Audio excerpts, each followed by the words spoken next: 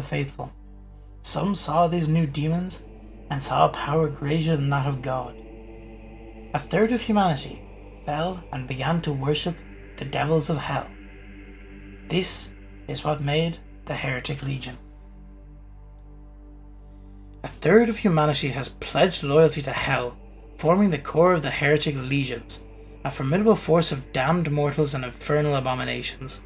These legions represent the primary satanic military on Earth, with their ranks composed of twisted soldiers and nightmarish creations bound by unholy pacts to their devilish masters. Joining the Heretic Legions is a grueling process requiring prospective recruits to undertake a pilgrimage to the gates of hell. Along this path, known as the Valley of Tears, the recruits endure unbearable heat, their flesh seared and their spirits tested. Only those with the darkest hearts survive and are branded with the mark of their infernal masters, signifying their eternal damnation. For some, the journey continues beyond the gates into the lake of eternal flame, where they are transformed into the anointed, elite warriors clad in Gehenna-forged heavy armor, their bodies permanently scarred by the fires of hell. The Heretic Legions combine mortal soldiers with demonic reinforcements. Their ranks include war beasts, grotesque creatures created from possessed animals, and artillery witches, who act as mobile weapons platforms in Hell's arsenal. The legions also deploy choristers, horrifying entities formed from self-mutilated zealots. These creatures carry their severed heads, singing unholy hymns that weaken the resolve of their enemies and spread visions of eternal torment. The Infernal armories supplied the Heretic Legions with weapons forged using Hell's dark metallurgy. From flaming blades to cursed bullets that infect and corrupt their targets, these armaments surpass the capabilities of mortal technology.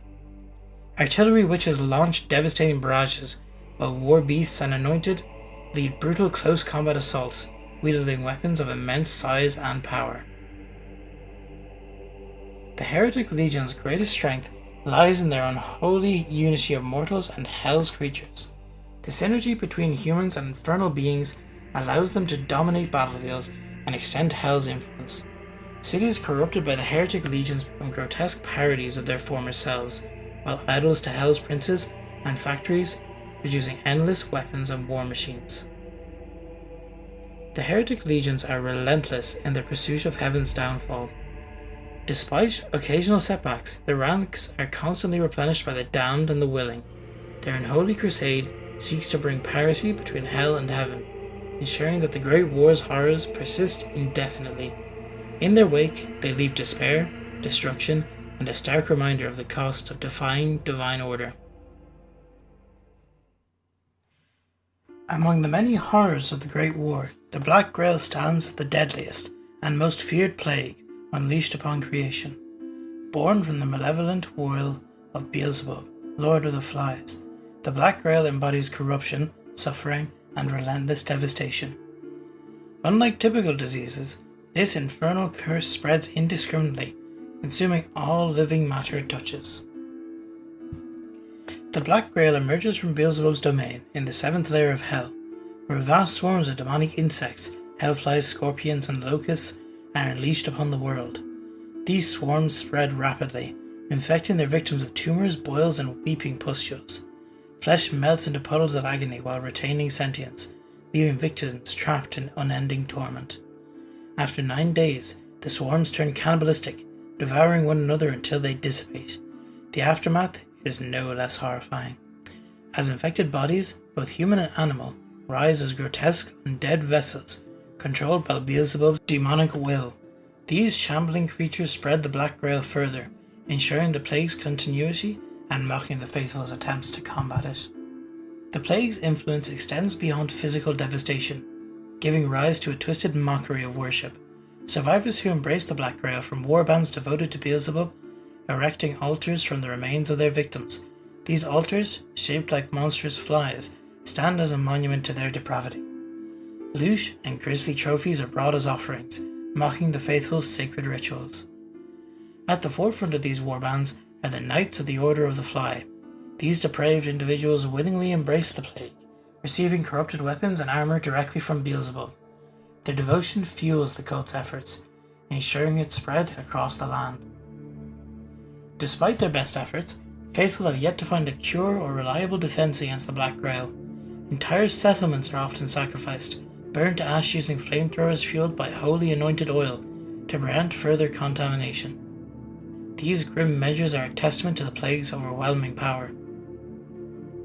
The Black Grail is more than a weapon. It is a symbol of Beelzebub's hatred for creation. Its unrelenting destruction challenges the faithful's resolve and underscores the stakes of the Great War. As the faithful struggle to contain its spread, the Black Grail continues to spread fear and despair, and leaving a legacy of unparalleled horror. The Iron Sultanate is a bastion of faith and resilience, standing as a shield against the forces of hell. Its defining feature, the Iron Wall of Zulkarnain.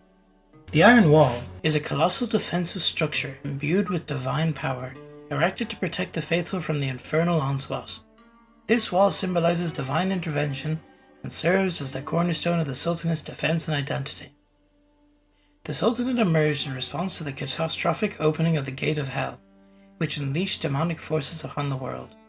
Following the prophecy of the Iron Wall, the faithful embarked on a mass migration to the sanctuary, enduring immense hardship to find safety behind its gates. While millions perished on the journey, those who survived formed the great Sultanate of the Invincible Iron Wall. The structure's completion marked the consolidation of the Sultanate's power and its divine mandate to protect humanity. The Iron Wall itself is a marvel of engineering and faith. It is heavily fortified with artillery and manned with elite Azeb sharpshooters, vigilant against surprise attacks. Barracks housing janissaries are positioned along the wall, ensuring a swift response to any breach. In the event of a major incursion, the Sultan himself leads the defense, with his banners bearing the green flag of the Prophet. The Sultanate's defensive strategy relies on layered tactics. Azeb conscripts engage in feint retreats and skirmishes, harrying the enemy while the Sultanate's renowned artillery bombard from afar.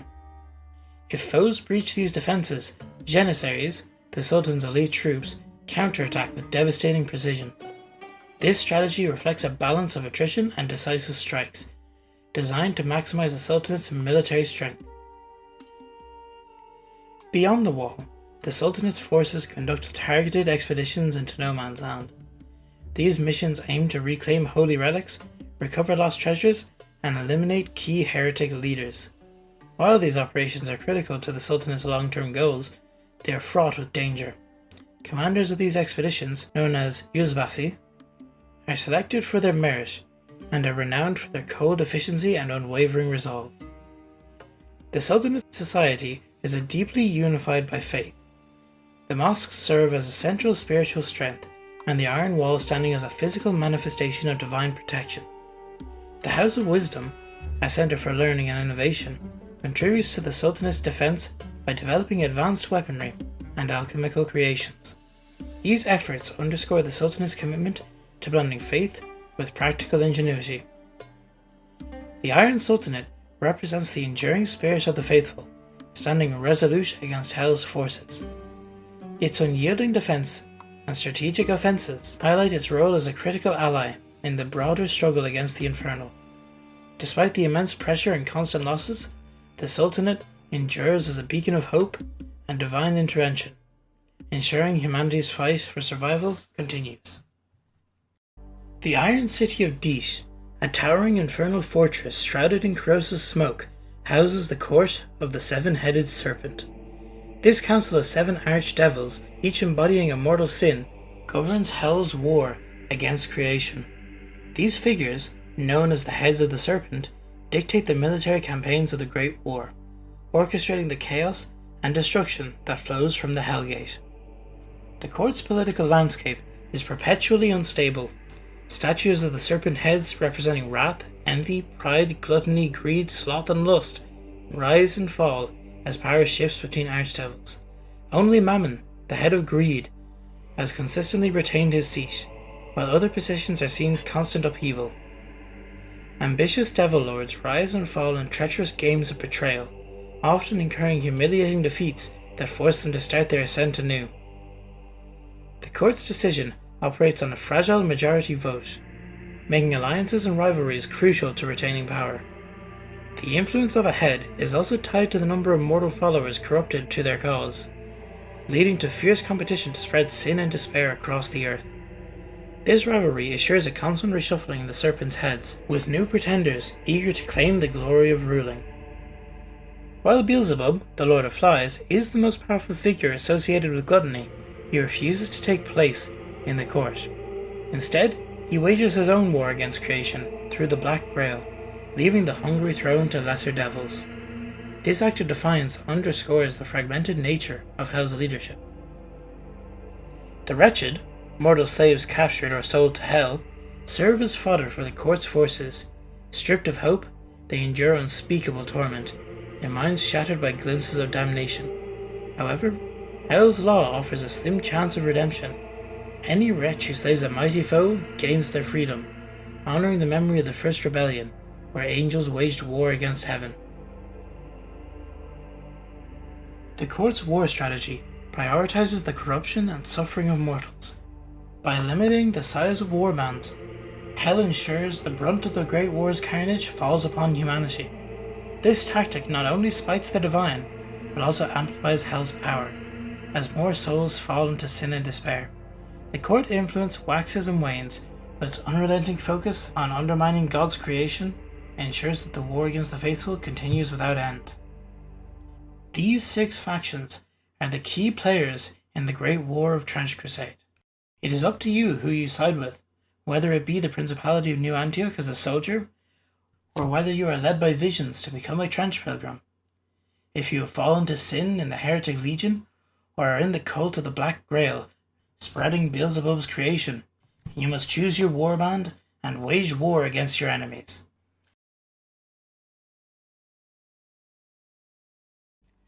A shroud of impenetrable darkness smothers the world, a funeral veil drawn over a realm consumed by despair.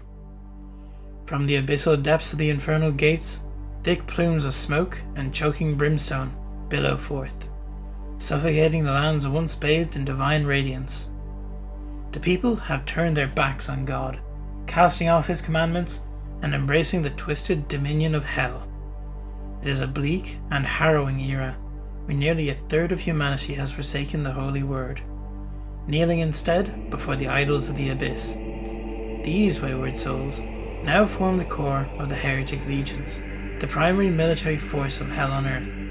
Composed of the damned and the depraved, these legions march to war under the banners of sacrilege, in their existence a grotesque mockery of divine order.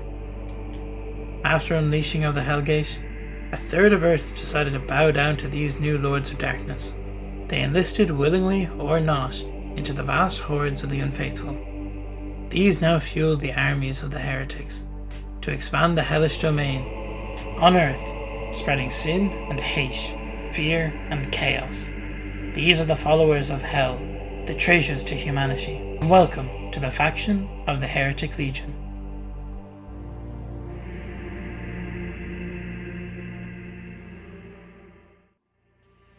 After the taking of the Levant, a new rule settled over the land, a demonic rule, as a third of humanity bowed to its hellish masters and established the hellish dominion on Earth.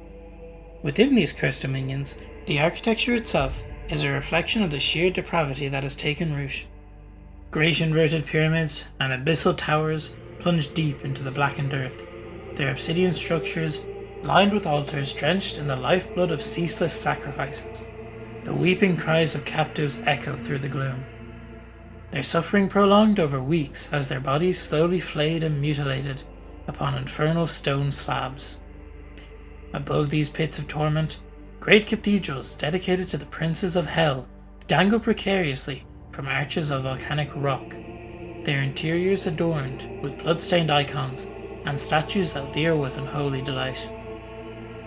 Crucifixions are abound, but in this grotesque parody of salvation, the condemned are affixed to their crosses upside down, their suffering a spectacle for the twisted congregations of the abyss. But it is not only the ritualistic atrocities that fuel the war machine of Hell. Beneath the surface of these forsaken cities, vast foundries churn day and night, their iron hearts fueled by the tormented flesh of the damned. Factories composed of pulsating, mutilated bodies melded with blackened steel forge unholy weapons of war. Their twisted designs, guided by the hands of Tartarus's most wicked artisans. Infernal alchemists, tutored by the dark whispers of their demonic patrons, toil over monstrous engines of destruction. Armoured behemoths clad in nightmare-forged metal, and weapons so vast and complex that no ordinary human mind could ever conceive them. The spoils of this accursed industry flood into the hands of the heretic legions, arming them for their ceaseless crusade against heaven itself. In a desperate bid to combat the encroaching tide of darkness, spies are dispatched into the territories of hell, their mission sanctioned by the highest authority of the Church, the Cardinal Protector himself. Few ever return. Most are captured, their fates sealed in torment, their mutilated forms never seen again. The rare few that do emerge from the clutches of the abyss return as shattered husks of men, their minds burdened with visions too ghastly for mortal comprehension. Some are sent back in pieces, most notably their severed heads, delivered in ornate boxes to the citadel of New Antioch. These grisly trophies bear cruelly carved runes, bleeding profane messages that blaspheme the Holy Trinity. For those who manage to endure their ordeal and live to tell of it, their whispered accounts speak of unfathomable horrors. Firstborn children cast screaming into the gaping mouths of molten statues devoted to Baal, human flesh sold like common livestock in infernal marketplaces, and the grotesque revelry of the damned, who carve away their own flesh in ecstatic offerings to the golden calf. Though the heretic legions are primarily composed of fallen men, hell does not wage war with mortals alone. Alongside these corrupted souls march the dreadful progeny of the abyss, war beasts, grotesque amalgamations of captured creatures and infernal possession, and the dreaded artillery witches, sorceresses who wield their bodies as living conduits for demonic fire, their shrieking spells raining devastation upon the forces of the faithful. In this nightmarish theatre of war, the damned and the monstrous march as one, united by the bonds of their eternal suffering. The air trembles with screams of the tormented, the sky burns with the fury of celestial retribution, and the earth itself weeps under the weight of the heretic legion's relentless advance. This war is unending, its stakes beyond comprehension. The damned will not cease their march until the throne of heaven is cast down, or until the last wretched soul is torn from the clutches of the abyss. This is the war of the ages, the eternal struggle between salvation and oblivion.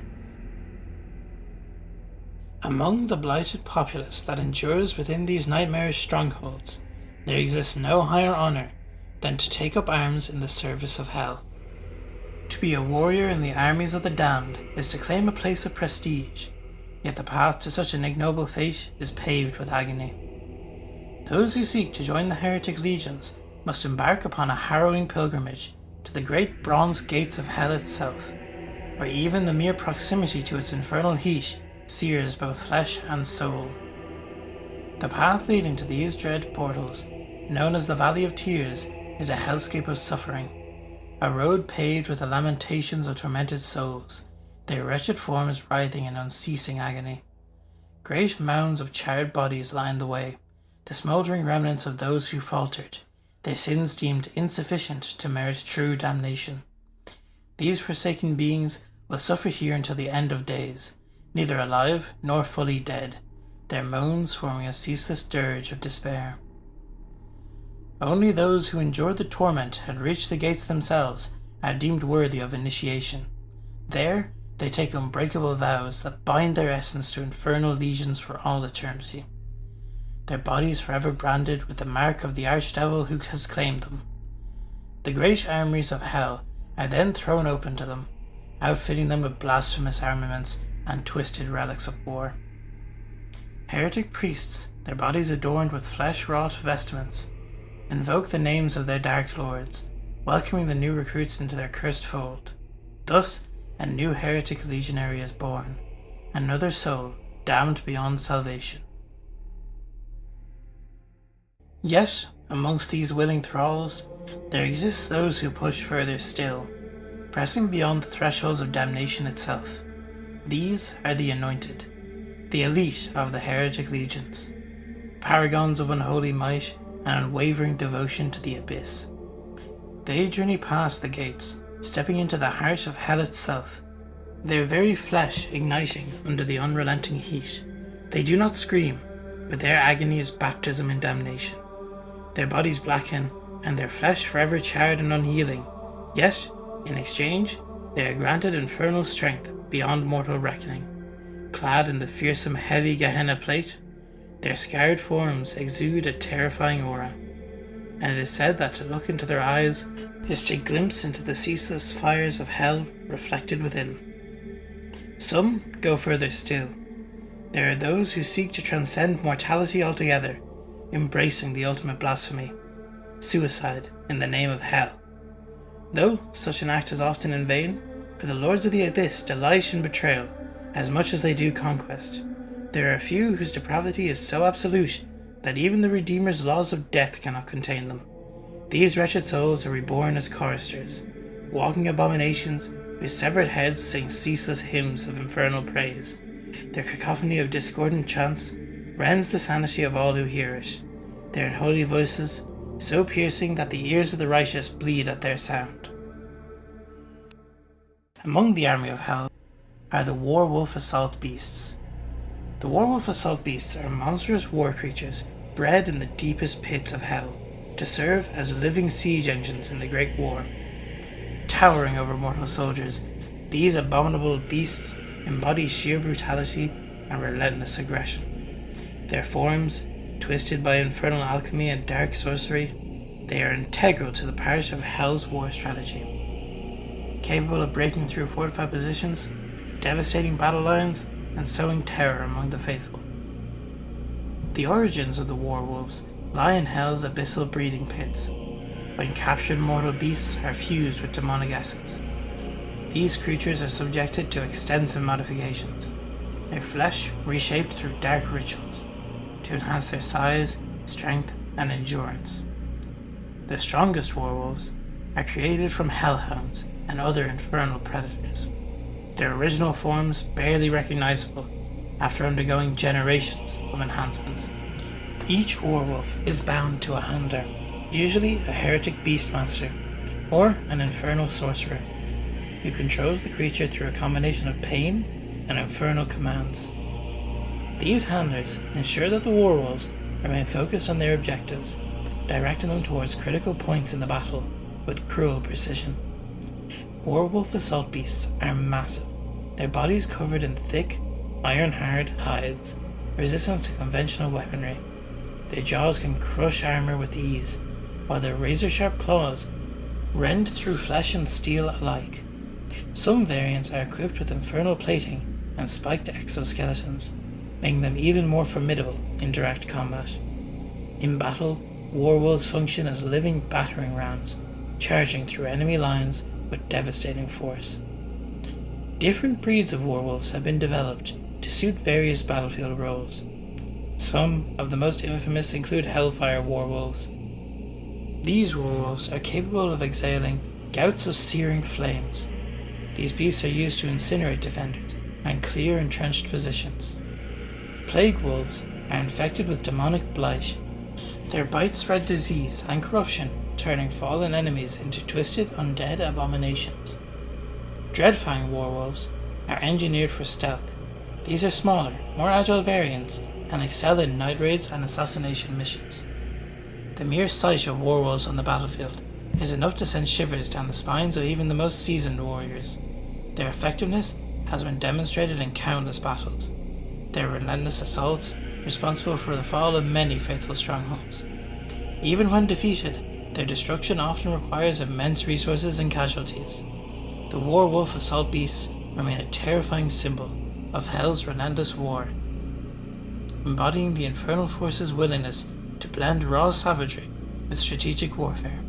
As long as the Great War continues, these monstrous war beasts will remain a dire threat to the forces of the faithful. Heretic priests are twisted counterparts to the faithful clergy, having forsaken divine grace in favour of the power granted by hell's dark gods. Serving as intermediaries between the mortal legions and their infernal overlords, these corrupted priests wield unholy magic and spread blasphemous doctrines. They oversee the spiritual corruption of their followers. Their presence on the battlefield ensures that the heretic legion remain unwavering in their service to the infernal hierarchy. Few willingly become heretic priests.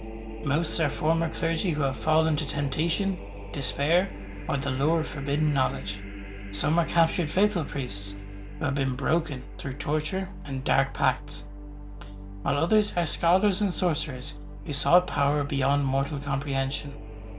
Their initiation into the infernal priesthood often requires a ritual desecration of sacred places, the sacrifice of the innocent, or the direct branding of their souls by demonic entities. Heretic priests wield terrifying abilities, acting as both spellcasters and spiritual leaders for the damned.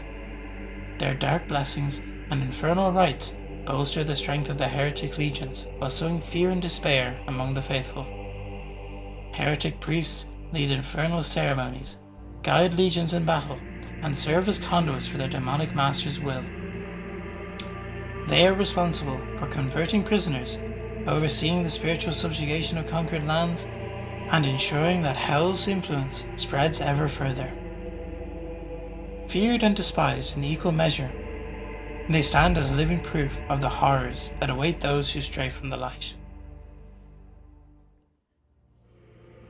From an early age, a select group of heretic youth are chosen to be raised as death commandos. Undergoing brutal training beyond the gates of hell, few survive the grueling trials. But those who emerge are some of the most elite warriors of the heretic legions, silent, merciless assassins who bring death without warning. Barracked in the 7th circle of Inferno, these operatives are trained by the most infamous killers, their instructions being the damned souls of history's greatest murderers. They master an arsenal of weapons and poisons under the tutelage of the personal guard of the archdevil Belith, learning to move like shadows through the battlefield, leaving only death in their wake. Their signature weapon, the Tartarus Claw, are forged in hell's deepest forges and quenched in the waters of the river Styx, their venom deadlier than any known toxin. Many carry silenced firearms, ensuring their targets fall unseen and unheard. Equipped with advanced stealth generators, powered by the heart of an innocent and infused with infernal sorcery, they can evade even the watchful eyes of the divine. Once their training is complete, the Death Commandos emerge from the abyss as ghosts of carnage, feared by the faithful above all other heretic troops. Among their ranks, 3 names stand out in infamy: Cain, Barabbas, and Haman. These are the assassins responsible for the simultaneous murders of the Supreme Pontiff, the High Prophetess Aliyah, and the Holy Roman Emperor in 1894. This act of precision and ruthlessness shattered the Church's leadership and allowed the heretics' legions to launch a devastating offensive across the Levant and Europe. As a final act of devotion, every Death Commando undergoes the ceremonial removal of their tongue, ensuring that they will never speak of what they have learned. Their eerie silence only deepens their terrifying mystique, as they communicate solely through an intricate system of hand signals known only to their kind. Moving like phantoms, they bring annihilation to the faithful, striking from the darkness before vanishing once more into the shadows of war.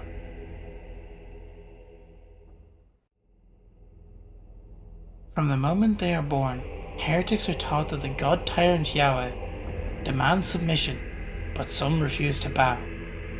These defiant souls, consumed by hatred for the celestial order, choose to commit ritual suicide as an act of ultimate defiance. Knowing they lack the power to wound the divine, they spit in his face with their own destruction. This is considered a mortal sin, and to take one's life in tribute to hell is an even greater affront to God. Among the heretic, those born with powerful voice, but lacking the means to ascend the ranks, may find a dark purpose, becoming a chorister.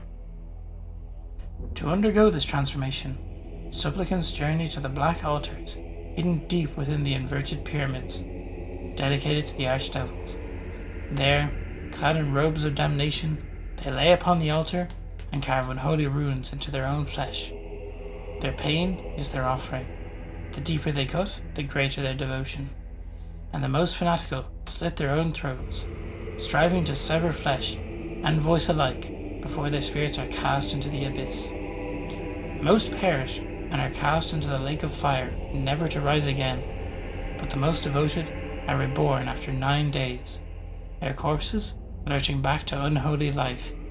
Completing their grisly beheading, they lift their severed heads high, from which pours a never-ending hymn learned in the Infernal.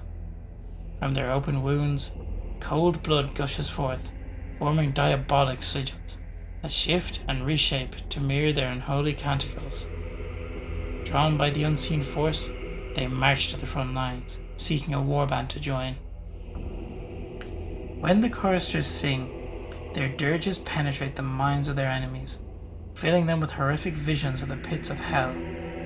The faithful, upon hearing their unearthly chorus, find their wills sapped and their limbs weak, as if the very fires of the abyss are consuming them. Their songs are often the first sound a new soldier hears on the battlefield, a foreboding prophecy of hell's inevitable triumph over heaven. The infamous military hospice of New Antioch contains an entire wing dedicated to those who have never recovered from hearing the song of the chorister. These broken souls lie strapped to iron-framed beds, endlessly screaming about the world to come, where darkness will reign eternal, illuminated only by flames that never die. The heretic legions employ a myriad of infernal entities to wage their unholy war against the forces of heaven and the church. Among these dark instruments of warfare, the artillery witches stand out as particularly enigmatic and formidable. These beings, shrouded in mystery, serve as living artillery units, bringing devastation to the battlefield with their uncanny abilities. Artillery witches are characterized by their lithe forms and strange garments, which may seem out of place amidst the chaos of war. However, they are among Hell's most dangerous and mysterious creations, possessing the power to pull ordnance directly from the factories of Hell's third circle. They can obliterate enemy fortifications with a mere wave of their hand. These witches are completely mute, and no one has ever seen their faces. Some question if they are even living, and there are tales that they too were manufactured in Hell. They can pull an infinite number of infernal bombs from a portal to Hell that they manifest at will. Their infernal explosives appear in their hand from a gate of midnight blackness. The origins of the artillery witches are shrouded in mystery. Their mute nature and concealed faces lead to speculation about their true nature. Some believe they are not living beings at all, but constructs manufactured in Hell's infernal factories. Their ability to manifest infernal bombs suggests a direct connection to Hell's third circle, indicating a level of power and control that surpasses that of the ordinary heretic. Artillery witches exemplify the fusion of dark magic and industrial warfare that defines the heretic legion's approach to combat. Their presence on the battlefield not only provides a psychological weapon, instilling fear and uncertainty in the hearts of their enemies, the sight of these enigmatic figures silently unleashes destruction, embodies the relentless and unearthly nature of the heretic legion's campaign against the forces of heaven and the church. Artillery witches are a testament to the dark ingenuity of the heretic legions. Their unique abilities and mysterious origins make them a formidable presence on the battlefield, embodying the fusion of infernal magic and industrial warfare that characterizes this grim war. The term wretched refers to the enslaved individuals conscripted into the ranks of the heretic legions and the court of the seven-headed serpent. Their existence is marked by ceaseless suffering, as they are subjected to backbreaking labor in infernal factories, slaughtered for sustenance, or, in the most harrowing of fates, sold to demonic entities and transported through the Hellgate. The origins of the wretched are diverse. Many are captives from battles or raids conducted by heretic warbands, while others are adventurers who ventured too far into cursed territories and fell into the clutches of ever-watchful patrols. Within the domains of the damned, These unfortunate souls become a form of currency, with heretic priests often paying their taxes to demonic overlords in the flesh of the captured. Life for the wretched is a relentless torment. They are worked to death in factories, butchered for meat, or worst of all, sold to the agents of the court of the seven-headed serpent. However, a singular, perilous path to a semblance of freedom exists. The wretched can volunteer to serve in the heretic legions as the lowest tier of penal troops. This decision, born out of sheer desperation, involves being branded with cursed, flesh-eating tattoos to prevent escape, and being heavily drugged to dull their will while maintaining aggression. Their lives are expended carelessly by heretic elites, as their deaths in battle are considered virtuous deeds rewarded by their infernal patrons. The court of the seven-headed serpent subjects the wretched to even more abominable fates. Devoid of demonic blood, these individuals are used as disposable shock troops, or as subjects of torture to fuel the goetic magic of sorcerers and other practitioners of the dark arts. Captured during hunts, sold to devils within heretic domains, or ensnared after wandering into areas where boundaries between worlds are thin, their minds are scarred by the witnessing of horrors of damnation while still alive. The existence of the wretched is a testament to the depths of human despair and the lengths to which individuals will go to escape unending torment. Their plight serves as a grim reminder of the horrors that unfold when the boundaries between the mortal realm and infernal domains are shattered. As the heretic dominions expand across the land, more and more fall to the devilish overlords. It is up to you to lead these demonic forces in their war against heaven. This is the faction of the Heretic Legion.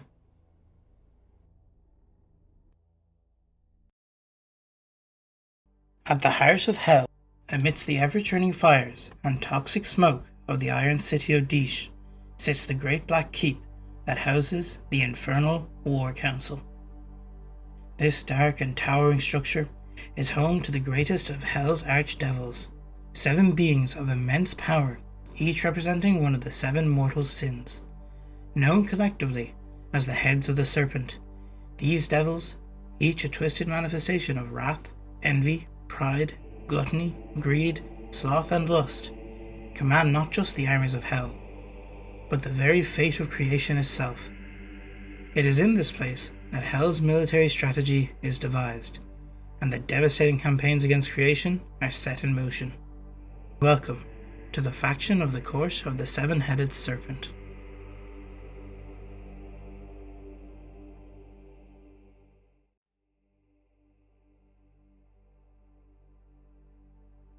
The Court of the Seven-Headed Serpent is the political body that oversees Hell's war against the mortal world, and it is through this court that the full might of Hell is directed. Each of the 7 archdevils that make up the court is a personification of one of the 7 deadly sins. These vices, once thought to be a mortal weakness, have been elevated to a position of divine-like power in the infernal hierarchy. Wrath is a fiery and destructive force, ruling through fury and violence. The Devil of Wrath is often the first to strike in any war, raining down destruction upon those who oppose Hell's will. Envy thrives in the shadows, scheming and manipulating, always desiring what others have. This devil is the most secretive and underhanded, preferring to destroy through subterfuge rather than direct combat. Pride, the most majestic of the arrogant of sins, believes itself to be above all others. The devil of pride leads with an iron fist, demanding absolute loyalty and admiration from all beneath them. Gluttony consumes everything in its path, an insatiable hunger that knows no bounds. The devil of gluttony, Beelzebub, is the most powerful of all, ruling through sheer access and indulgence, his influence felt across both hell and creation. For this reason, he has separated himself from the Court of the Seven and refuses to take his seat among them. Greed drives its followers to hoard wealth, power, and influence. Mammon, the devil of greed, is the only one among the heads who has held his position for an extended period, using his vast riches and influence to maintain his power. Sloth is a lethargic, apathetic force that seeks to drain the energy and willpower of those it touches. The devil of sloth is often underestimated, but their subtle manipulations can bring even the mightiest warriors to a standstill. Lust is the embodiment of carnal desires and temptation. The devil of lust uses seduction and persuasion to manipulate others, driving them to fulfill their basest desires, often at the cost of their morals and lives. The court of the seven-headed serpent is far from a stable institution. Despite its monumental authority, the leadership within the court is in constant flux. The positions of the seven heads are highly coveted, and each devil vies for dominance over the others. Power in hell is fickle, and only the most ruthless and cunning can maintain their place at the top. As such, the political landscape of the court is one of constant maneuvering, betrayal, and warfare, even among the devils themselves.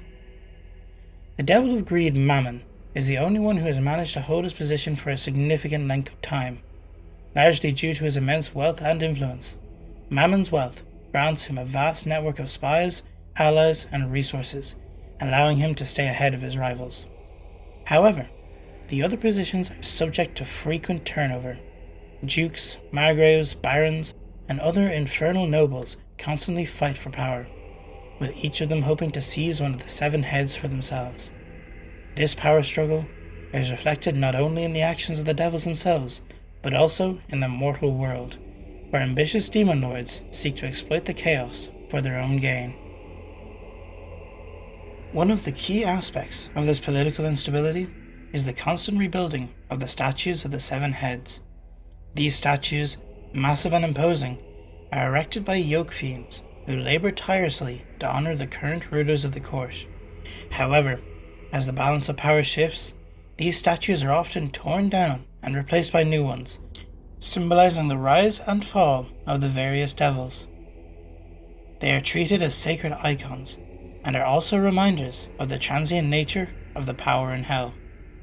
The cycle of construction and destruction represents the ever-changing political dynamics of the court.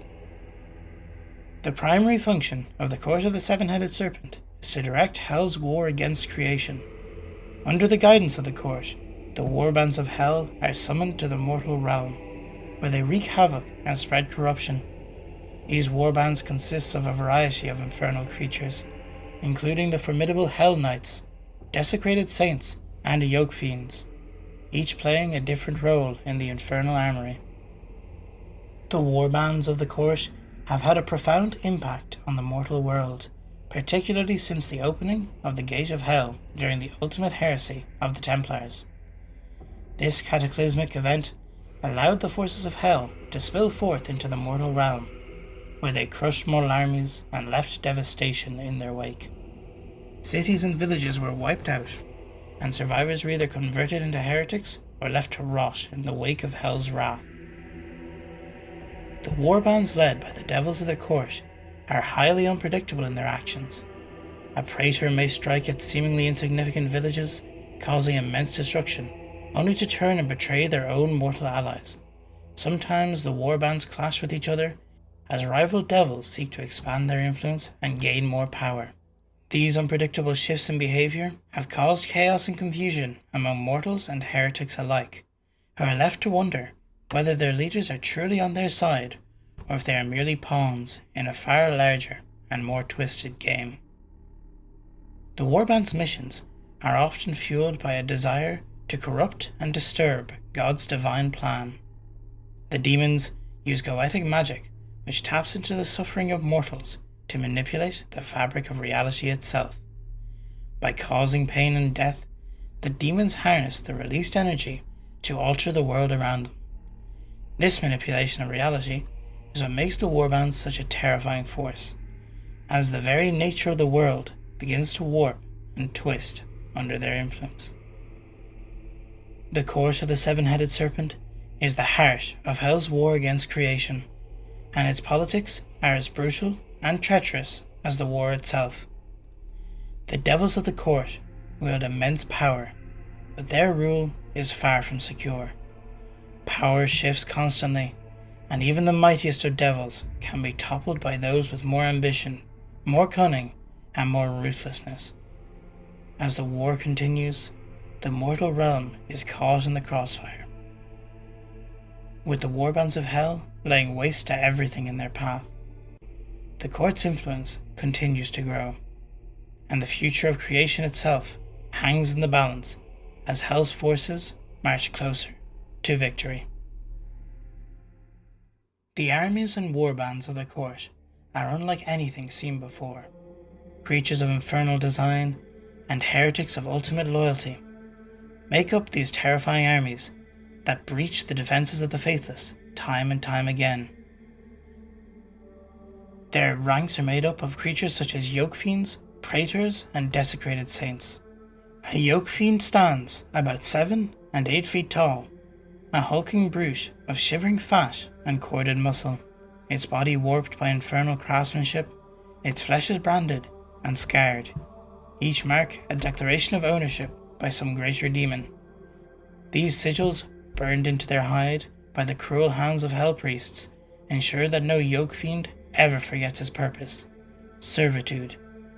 Their skin, stretched over dense, ape-like limbs, is marred by deep carvings, the wounds never truly healing, festering as a reminder of their eternal bondage. The yoke fiends bear features of beasts and men alike: great twisting horns like a bull, hooved feet that stomp the ash-covered wastes of hell, and gargantuan arms, thick as tree trunks, built to carry burdens no mortal could withstand. Their bones are unnaturally dense and forged in suffering, allowing them to withstand the most grueling torments. These fiends serve as the living beasts of burden for hell's war machine, hauling siege engines and dragging chains of captive souls, erecting unholy monuments in the name of their dark masters. But despite their strength, a deep self-loathing festers within them. They cannot bear to see their own reflections, for in their heart of hearts, they remember what they once were. Before they were bound by sin and corruption, they had been known for beauty, glory, and had a purpose. Perhaps as mortals, angels, or lesser demons who dared to defy their masters, now they are little more than slaves, shackled in both body and mind. When they catch glimpses of themselves in darkened pools or polished steel, they roar in anguish, their minds momentarily unraveling at the sight of their twisted, fallen forms. And yet, despite their hatred, they remain eternally bound to their masters. Their immense strength and resilience make them indispensable, and as long as the war against creation rages, the yoke fiends will continue to march beneath the banners of hell, bearing their burden in silence and dreaming of a freedom that will never come. The existence of the wretched is one of unrelenting misery, their lives spent in torment and toil, under the rule of the 66 Lords of Hell. These wretched souls are the lowest caste in the infernal hierarchy, doomed to suffer in countless horrifying ways. Many are worked to death in the hellish factories of the 66 Lords, their bodies expended to fuel the ever-hungry war machine of the Great War. Others meet a fate even more ghastly, butchered for meat, their flesh consumed in grotesque rituals, or simply as sustenance for the monstrous entities that prowls the domains of hell. But the worst fate of all is to be sold to the agents of the Court of the Seven, dragged screaming through the Hellgate to a torment beyond mortal comprehension. Yet, for those desperate enough, a single, terrible path to freedom exists. The wretched may volunteer to serve in the legions of hell, though their existence as a soldier is hardly better than slavery. Branded with flesh-eating curses, their bodies are marked with sigils that devour their own skin should they attempt to flee. Their minds are warped and dulled by heavy drugs, stripping them of their will, while leaving their aggression intact. The heretic elites view them as utterly disposable, hurling them into battle with reckless abandon. Their death serves as a form of twisted penance, a final virtue that may earn them some dark reward from their infernal patrons, though such promises are rarely fulfilled.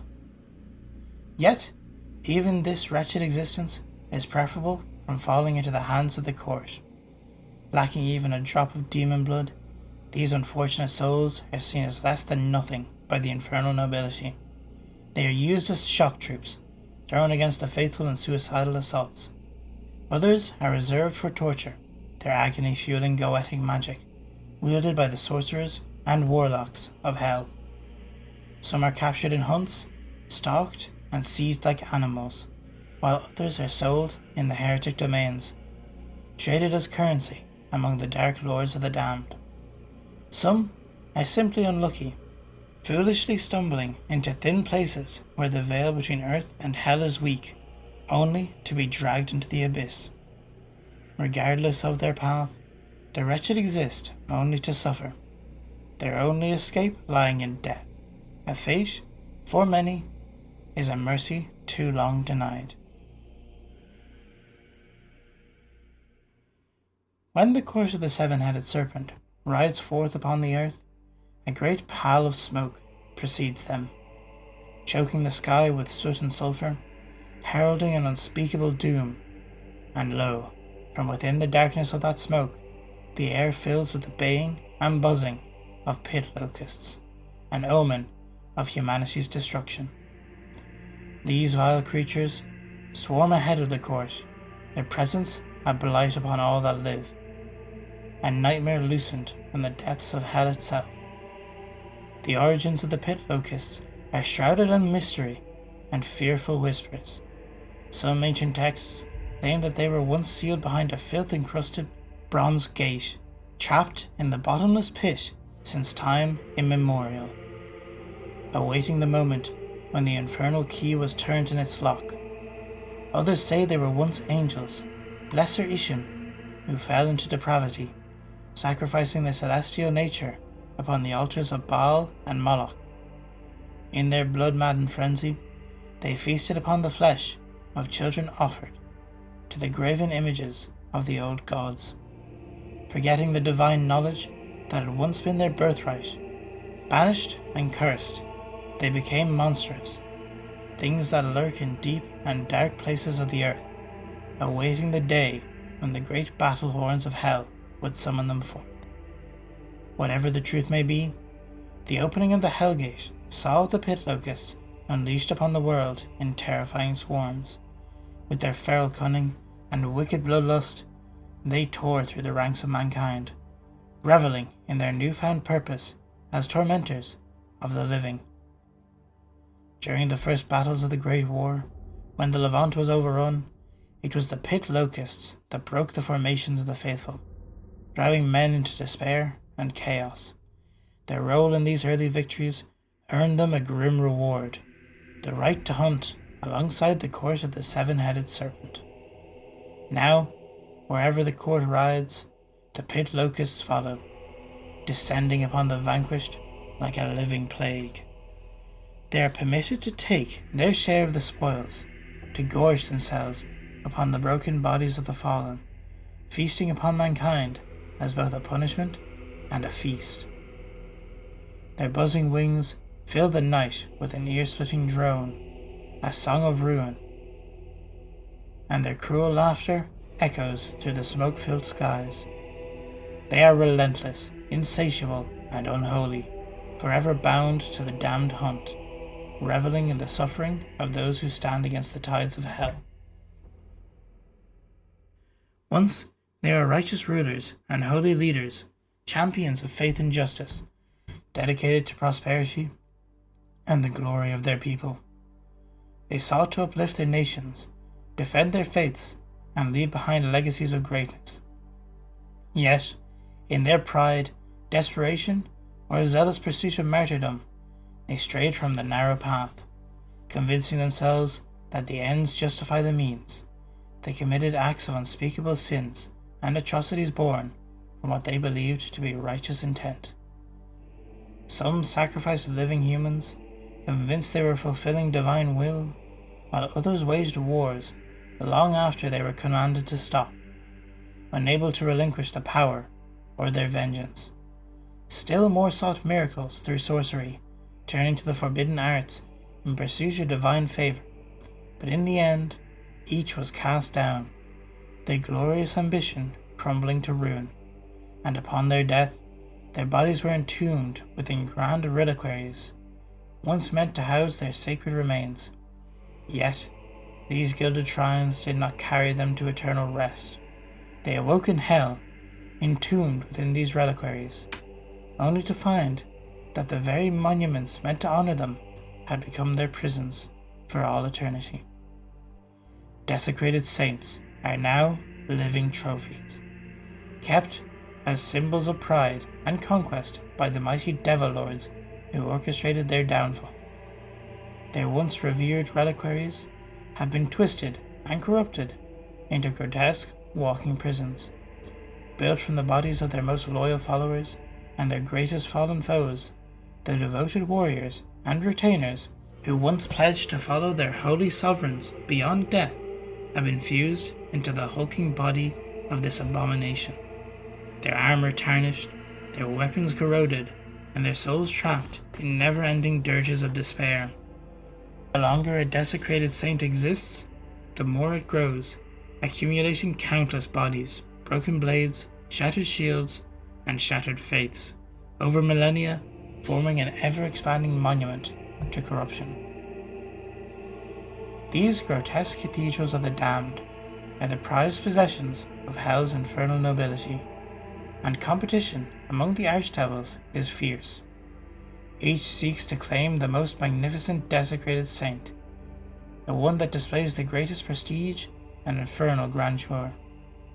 With every new vanquished champion of Yahweh, the saint collects their shields, banners, and relics, hanging them upon his body in a mockery of the Tower of David, which was said to bear 1,000 shields. Now, instead of symbols of divine protection, these relics are gruesome trophies, reminders of the fallen and the forsaken. When the court of the seven-headed serpent rides forth, whether to make war or to hunt, the desecrated saints march with them. They serve as blasphemous war standards, towering testaments to hell's dominion over the fallen faithful. But more than mere symbols, they are weapons of unparalleled horror. The very presence of a desecrated saint warps reality itself. Within the aura of its profane existence, the laws of God begin to break down. Light dims, gravity distorts, and strength becomes weakness. Armor shatters like fragile glass, and the most holy, sacred relics lose their power, crumbling beneath the weight of the saint's eternal damnation. In the battle, the desecrated saint wields a terrifying arsenal. Once holy weapons and sacred artifacts, now twisted by the will of hell.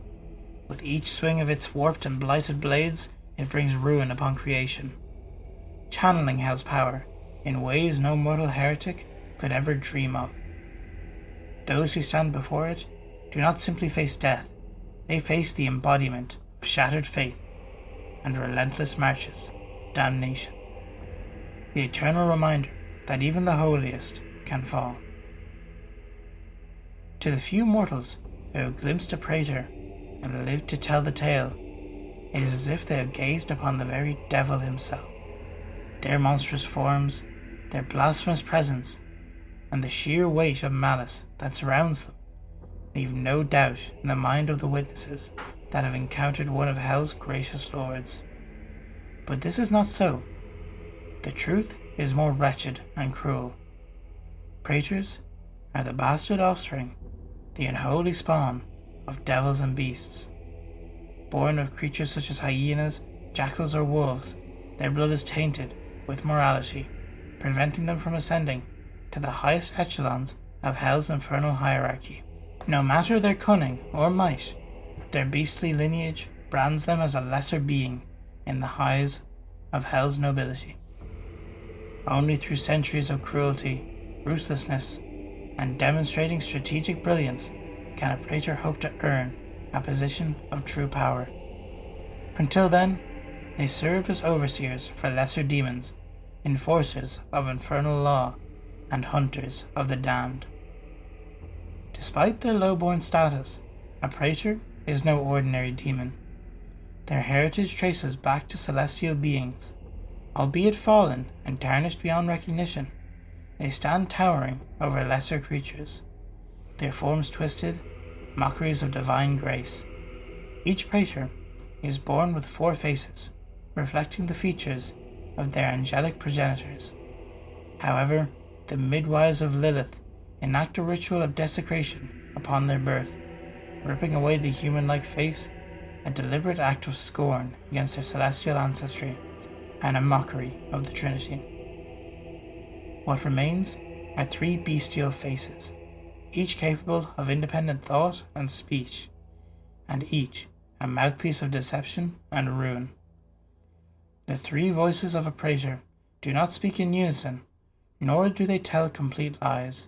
Instead, they weave a web of deceit, each mouth layering subtle falsehoods upon the next. One may speak a half-truth, the second may twist it, and the third may cloak the deception in honeyed words. A mesmerizing harmony of manipulation, suggestion, and damnation. Those who hear the siren-like cadence of their speech find their will eroded, their doubts magnified, and their faith corroded. Many have been led to ruin, madness, or willing servitude, all while believing they are following their own free will. A praetor's wings are a further insult to creation. Bearing the likeness of their bestial broodmothers, these leathery, nightmarish appendages are lined with fanged mouths, which vomit gore whenever human blood is spilled in their name. This fetid, defiled blood is no ordinary fluid. It is a potent fuel for the praetor's sorcery, strengthening their goetic magic and allowing them to warp reality, bend minds, and summon infernal forces. Though Hell's nobility may look down upon them, praetors serve a crucial role. Their mortal ancestry grants them a unique advantage. Unlike the rebel seraphim, they are not bound to the covenant of Hell. This allows them to slip into the mortal realm undetected, leading the hunting parties of the court without breaking the ancient accords that prevents direct warfare between heaven and hell. Because of this, they are the hand of hell on earth, enacting judgment upon the faithful and delivering false prophecies, plaguing mankind with ruinous hunts. When the court of the Seven rides forth to hunt, it is often a praetor that leads the charge, its 3 voices whispering doom and its blood-stained wings dripping with the essence of past victims, and its eyes filled with the cold, calculated malice of a being that was never meant to exist.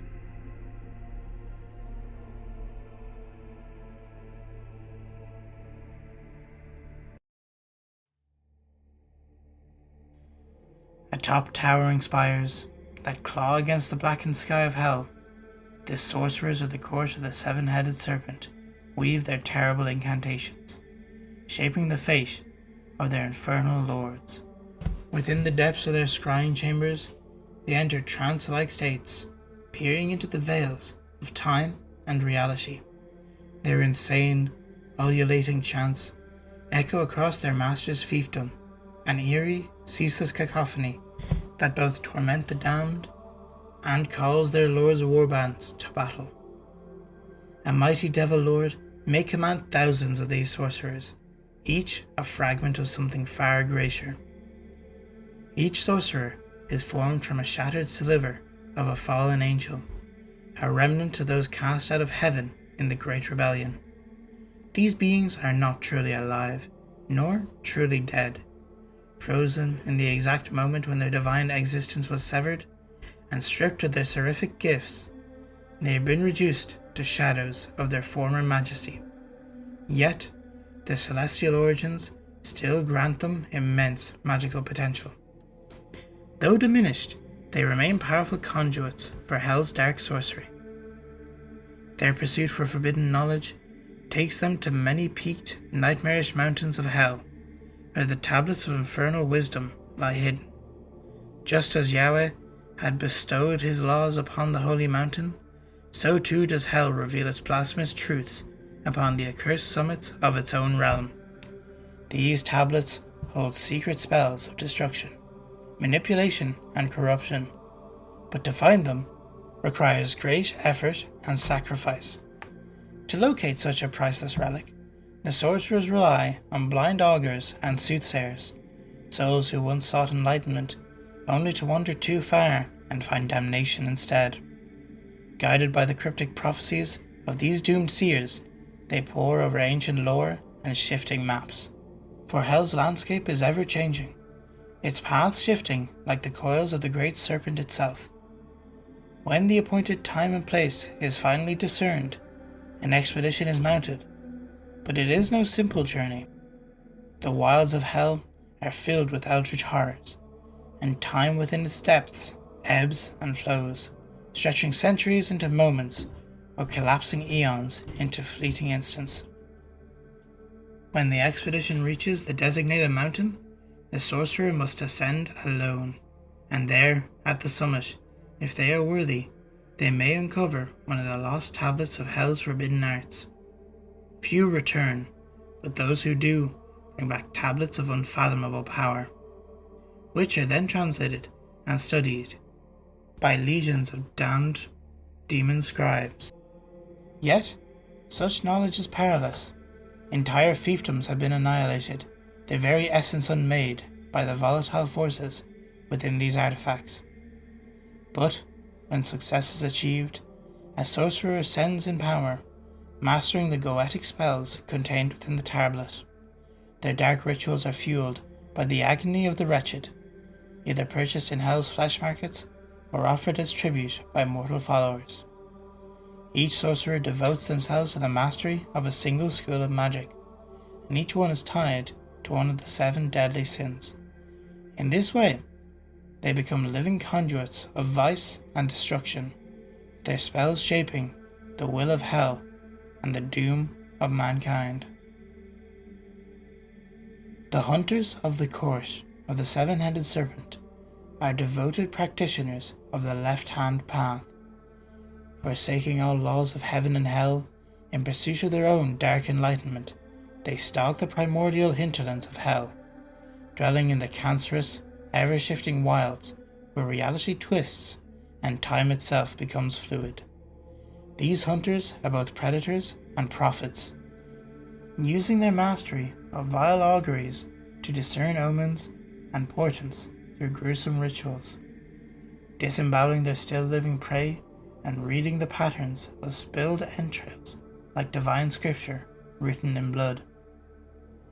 The hunters navigate the secret paths of Hell, following ancient ley lines that connect the ruins of eon-old shrines, battlefields, and forgotten kingdoms. These sites, once monuments of great wars and ancient pacts, are now overgrown with the blight of Hell, ignored even by the scribes and cartographers who chronicle the abyss. But, to the hunters, these places hold power, and in the solitude of their pilgrimage, they make appalling ablations, genuflecting before enigmatic forces whose names have long been erased, even from the memories of the archdevils themselves. Their left arms serve as both their weapons and brands of devotion. Transformed through horrific rites performed in the forges of pandemonium, into their flesh they drive nails of infernal iron, causing their limbs to twist and warp to demonic forms, often shaping themselves into powerful hunting bows that fire arrows of their own diseased blood. These accursed darts do more than kill. They paralyze and induce visions of the victim's inevitable demise, or worse, warp the target's mind until they willingly walk to their own execution. Draped over their bodies, the hunters wear the pale, star-speckled skin of oracle beasts, creatures that once wandered the burning plains of Hell, gazing eternally at the doomed heavens above. Even in death, the eyes of these oracles remain open, embedded in the flesh of the cloak, ever vigilant, watching over their new master. Unlike the legions of Hell, the hunters do not answer to the call of war easily. The devil lords may summon them, but the hunters heed no authority but their own. They are creatures of solitude, preferring the whispered wilds of hell over the crude conquests of the infernal courts. When a hunter does choose to join the hunt on earth, they move effortlessly through no man's land, just as they do in the wastes of hell, for the ley lines of damnation are mirrored in the cracks of fallen creation. Where they tread, omens turn to nightmares, and the hunted know their doom is nigh.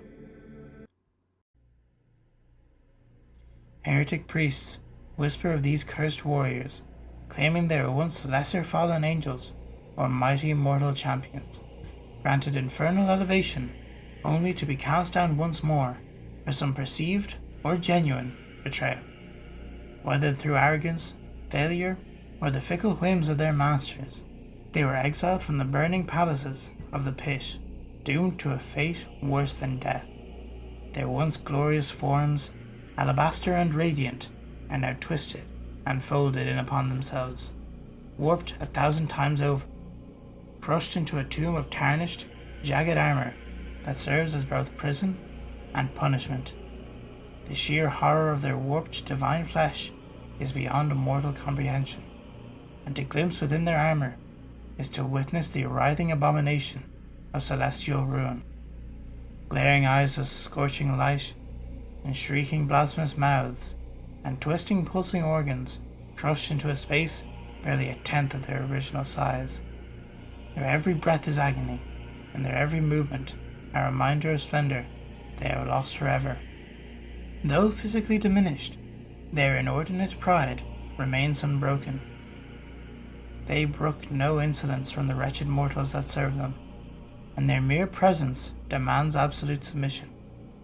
Once they are privy to the great secrets of creation, but now their minds are clotted with endless blood, a fractured consciousness bent into a singular, jagged prism of murderous obsession.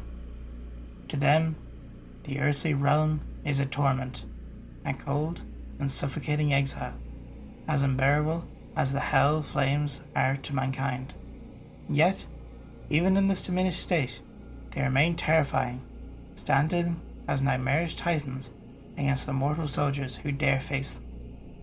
These are the Hell Knights, and to them, the earthly realm is a torment, a cold and suffocating exile, as unbearable to them as hell flames are to mankind. Yet, even in this diminished state, they remain terrifying, standing as nightmarish titans against the mortal soldiers who dare face them. Though they are less than nothing compared to the exalted glory of their former selves, they are still unstoppable engines of slaughter, and their wrath a blackened echo for the divine fire that once burned within them. They are the bannermen of the court. They lead warbands into battle, and with their infernal might do their Dark Lord's bidding. Now, it is up to you. Shall you serve in the seven-headed court, within the rivals of politics, and fight for their warbands as they take more of the faithful land, or their war on creation? This is the court of the seven-headed serpent.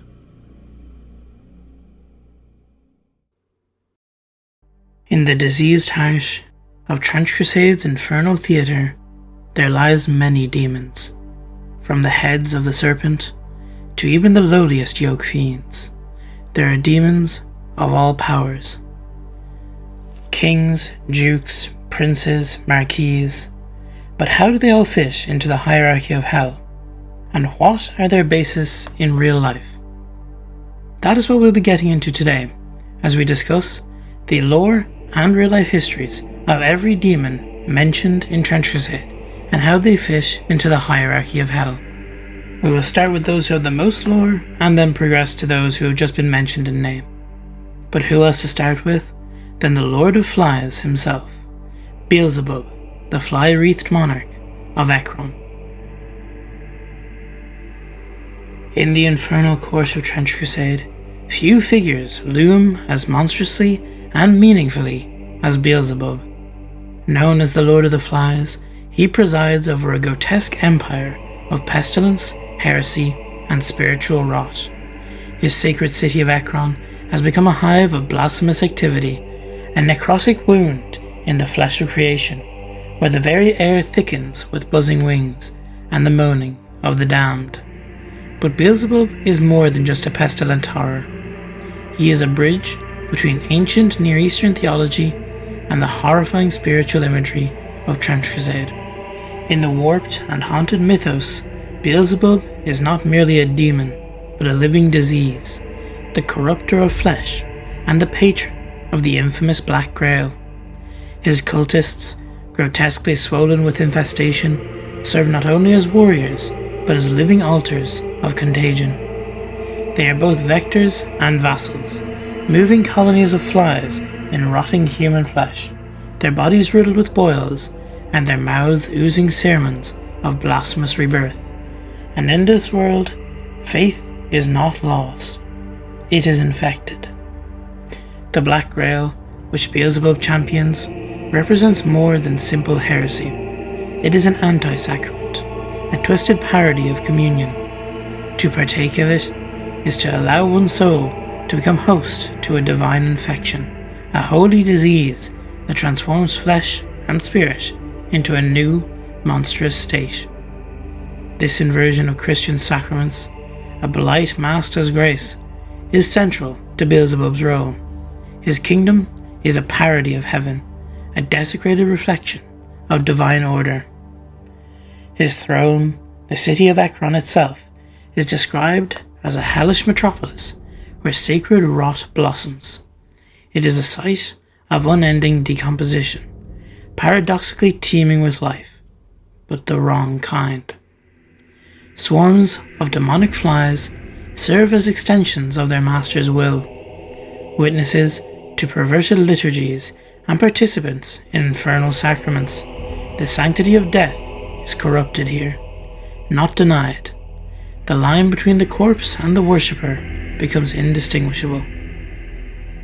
Beelzebub's followers speak of transformation, of becoming more than human.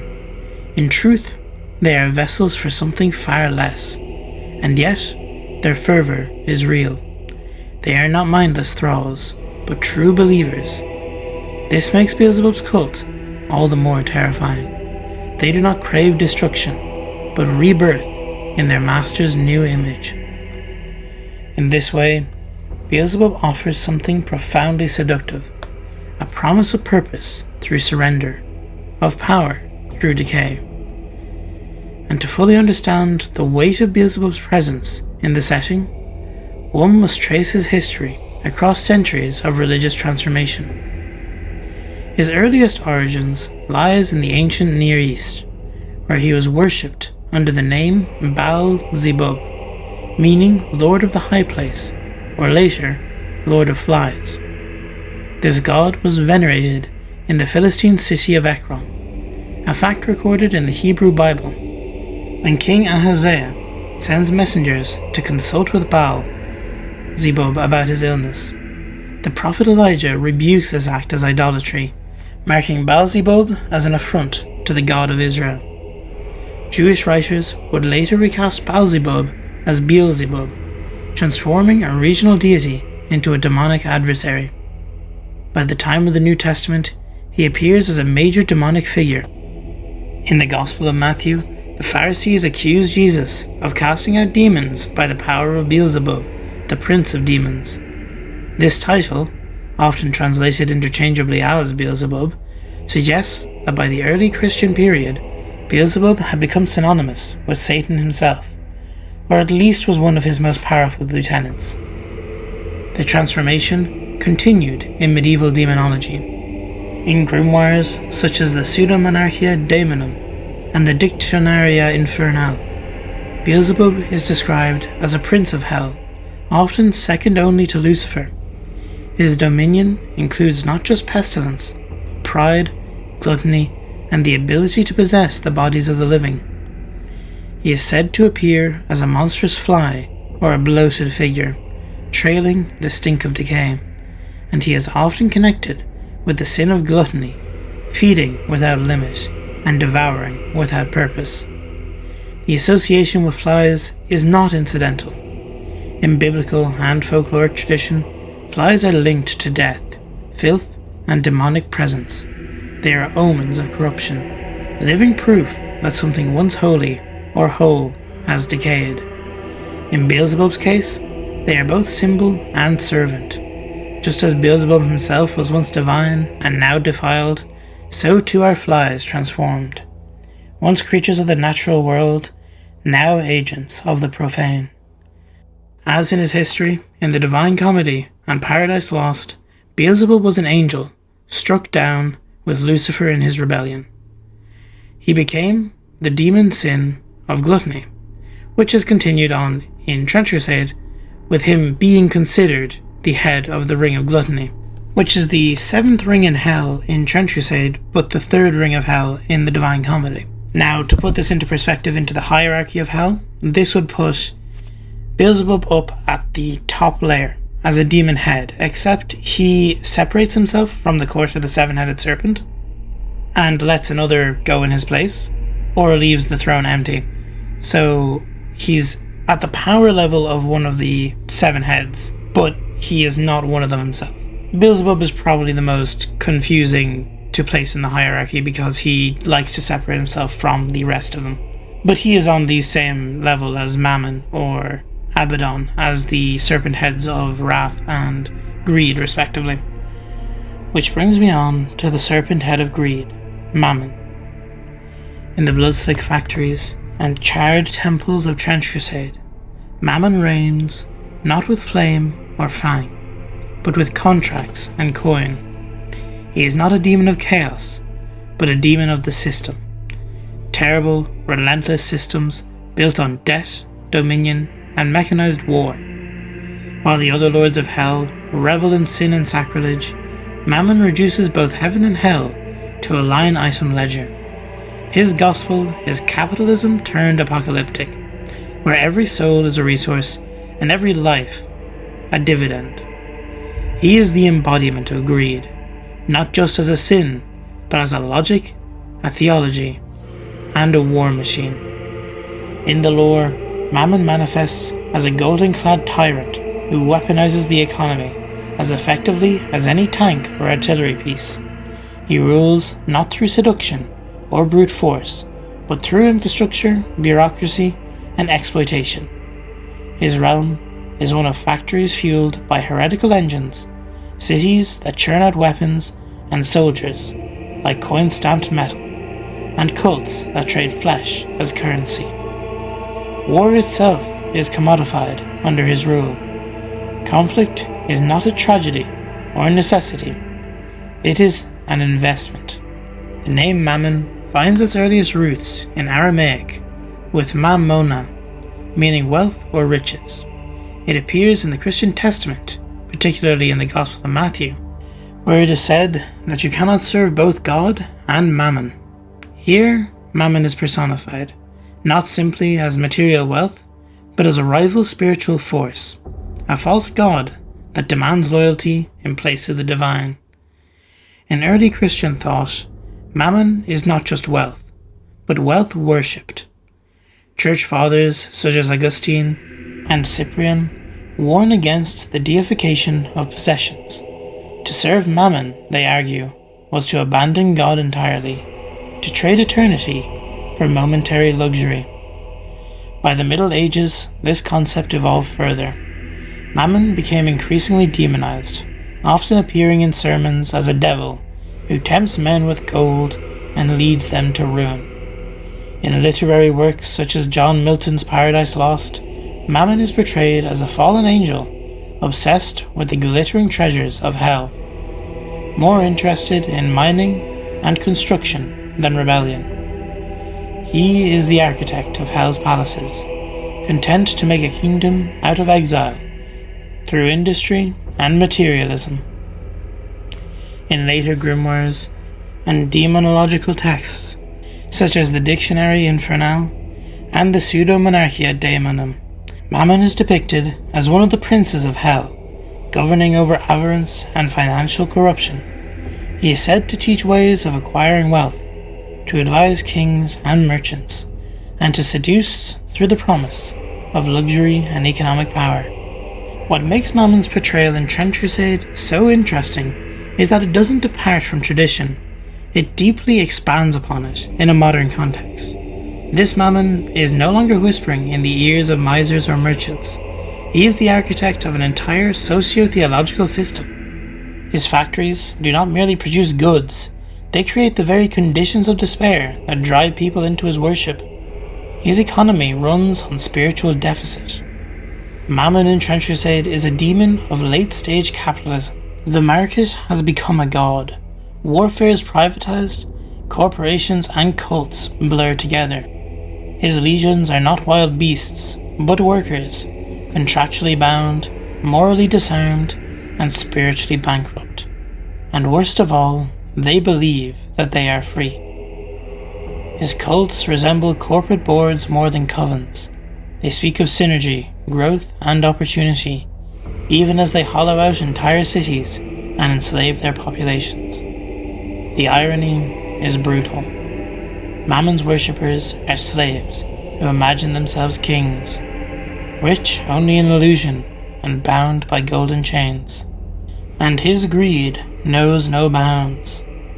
The majority of his territory in Trench Crusade lies over Egypt and most of northern Africa. He has done this, supposedly, to venture down to the Golden Empire of Mali to sack the riches that are there. His focus is purely on profit. He wishes for nothing more than power and wealth. For this reason, he has been the longest serpent head, claiming the head of the circle of greed. For as long as there has been a head, he will never lose his power, for the greed that keeps him in power is only infused with more strength the longer he is there. The more he covets the position, the more strength he gains from it. He is on the same level as Beelzebub and the other serpent heads, and is currently one of the princes or kings of hell in the world of Trench Crusade. And, as in the Divine Comedy and Dante's Inferno, he is the leader of the fourth circle of hell, showing that the fourth circle in both Trench Crusade and real demonology is that of greed.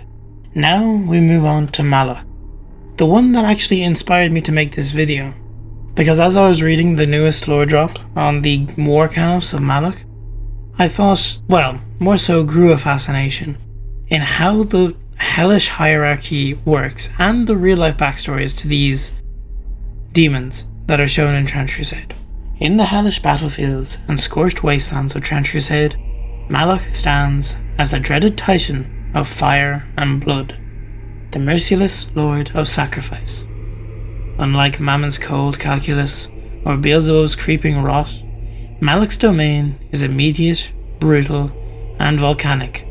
He demands offerings not in gold or whispers, but in flame and flesh. To Malak, the war is a holy furnace, the eternal sacrament, where souls are cast into the inferno to fuel his insatiable hunger for destruction and obedience. They burn cities and conscript children, offering human lives to stoke his infernal forge. Malak followers believe that only through sacrifice can victory be won. Only through fire can purity be attained. His followers willingly feed him the agony of those who have been captured, believing it will give them power and everlasting life. But the more they sacrifice to Malak, the shorter the power they get in return. This leads to them feeling they need to sacrifice even greater numbers to retrieve the awards they once had. This Malak is the serpent head of envy, a leader in the hierarchy of hell. And in the real world, the figure of Malak has roots in the ancient Near Eastern religions, appearing in biblical texts as a Canaanite god associated with child sacrifice. The Hebrew Bible repeatedly condemns the worship of Malak, particularly the practice of passing children through the fire. This phrase is widely interpreted as a reference to ritualistic sacrifice by fire, a horror abhorred by Israelite religion. Malak's exact nature is debated by scholars, but he is generally seen as a deity requiring extreme offerings, often involving the sacrifice of children or youths. as a means of securing favor or divine blessing. These horrific rituals made Malak a symbol of cruelty, barbarism, and spiritual corruption, an antithesis to the mercy and justice of the Hebrew God. In post-biblical tradition, Malak's image expanded into a metaphor for any system of ideology that devours its own people. The prophet Jeremiah lamented the valley of slaughter, where children were sacrificed to Malak, symbolizing a society's moral collapse. In later Christian demonology, Malak became a demonic figure representing tyranny, destruction, and insatiable appetite. The demonological grimoires and occult texts, such as the Dictionary Infernal by Colin de Plancy, cast Malak as a fiery demon demanding human blood and souls. He is sometimes depicted as a horned idol or a giant with a bull's head, reinforcing his association with sacrificial rites and animalistic ferocity. In the world of Trench Crusade, to activate the goetic magic that gives the heretic forces such an advantage over the faithful, sacrifices are given to the demons of the seven-headed serpent, and none value them more than Malak. He demands the sacrifice of all that he can reach, to gain their power, to use it for his own. He envies the living, for they live in God's world. He gives powers to his followers, and make them envy more power, to fall further under his corruption. His place as one of the course of the seven-headed serpent heads gives him the same level as that of Beelzebub and Mammon, and he was the most recently discovered one. Now, he is the serpent head of envy, but we do not know which ring in Trench Crusade is the ring of envy. But the Divine Comedy doesn't have a ring of envy. You could put it in with greed or pride, which would not make sense because greed is Mammon. So this is where it shows the difference between the Divine Comedy and the Hell in Trench Crusade. If there's a demon head of envy, then it seems obvious that it is following the 7 deadly sins, but those are not the sins that are followed in the Divine Comedy. So Hell in Trench Crusade being divided into these 7 rings is the 7 layers of hell, each one respective of a or cardinal sin. So we do not know Malak's place in the physical hierarchy of hell, but we do know he is a prince of hell. As the head of envy, he has the same power as Beelzebub and Mammon, and rules over the lesser demons in his circle. Another interesting one was Abaddon, who is the current head of Wrath. Now, Abaddon is presented as one of the most fearsome princes of hell in Trench Crusade, a demon not merely of fire and blood, but of strategic fury and unrelenting siege. He is the patron of heretic warlords who endlessly assail the fortress of Alamut, the mountainous stronghold of the assassins. Their goal is to take the fortress, and in doing so, receive the ultimate infernal reward of eternal youth, promised by Abaddon himself. This diabolical pact is one of the few consistent legends repeated across decades of warfare. Every heretic warlord who marches against Alamut has done so under Abaddon's promise, immortality and unaging strength. It is a cruel irony then that Alamut is protected by a mysterious temporal magic that causes attackers to rapidly age, rendering the demon's reward eternally out of reach. Thus, Abaddon's temptation becomes a curse. The closer one gets to victory, the more one is drained of life. Abaddon's wrath is cold and calculated. He is not a wild berserker, but an intelligent siege master, a figure of bureaucratic malevolence. The annals tell us that while his legions have encircled Alamut for generations, they have never succeeded. Time and time again, his promises lure new champions, and time again, they fall, destroyed not only by cannon and blade, but by the fortress itself. Despite these defeats, Abaddon never ceases. His wrath is eternal, and as is his ambition. He is the architect of a war that will never end, a demonic figure not simply of destruction, but of futility and obsession. The name Abaddon originates in the Hebrew Bible, where it refers to a realm of destruction, a place within Sheol, the underworld, where the dead are lost beyond redemption. In Job and Proverbs, Abaddon is a poetic name for the grave, sometimes translated as the abyss. But in the book of Revelations, Abaddon is no longer a place, but a personified force. Later, theological interpretations are split. Some regard Abaddon as a servant of God, a punisher of the unfaithful. Others reimagine him as a prince of hell, an enemy of heaven, and in some demonological texts, he becomes a destroyer, an angelic executioner of the damned. Medieval Christian mystics and occultists often listed him among the chief demons of destruction and plague. His place in the infernal hierarchy is once again that serpent head, the serpent head of wrath. Though this one changes hands a lot, apparently, Abaddon finds himself at the same level of that of Beelzebub, Mammon, and Malak, and makes the fourth of the serpent heads that we know of. Now, this is interesting, as usually, when it comes to wrath, Satan or Baal are the heads of the Ring of Wrath in the Divine Comedy, or in other demonological texts. So to have a demon that's much lesser known, like Abaddon, as the head of wrath shows the fluidity of control in hell. It changes on a dime. So I believe wrath makes the most sense, as well as pride, as to have the most change in heads. And that's why we don't see Satan as the ruler of wrath in this world. We also don't know which ring wrath is, I believe. At least I don't see it here in my research. But in the Divine Comedy, it is the fifth ring. So we will see when more information is revealed on hell which ring it coincides with, whether it's the Divine Comedy or its own ring. Now, from here on, we dive into the lower ranking demons, as those four are the only serpent heads that we know of at this time. The heads of pride, sloth, and lust are still unknown, but I'm sure they'll be revealed soon.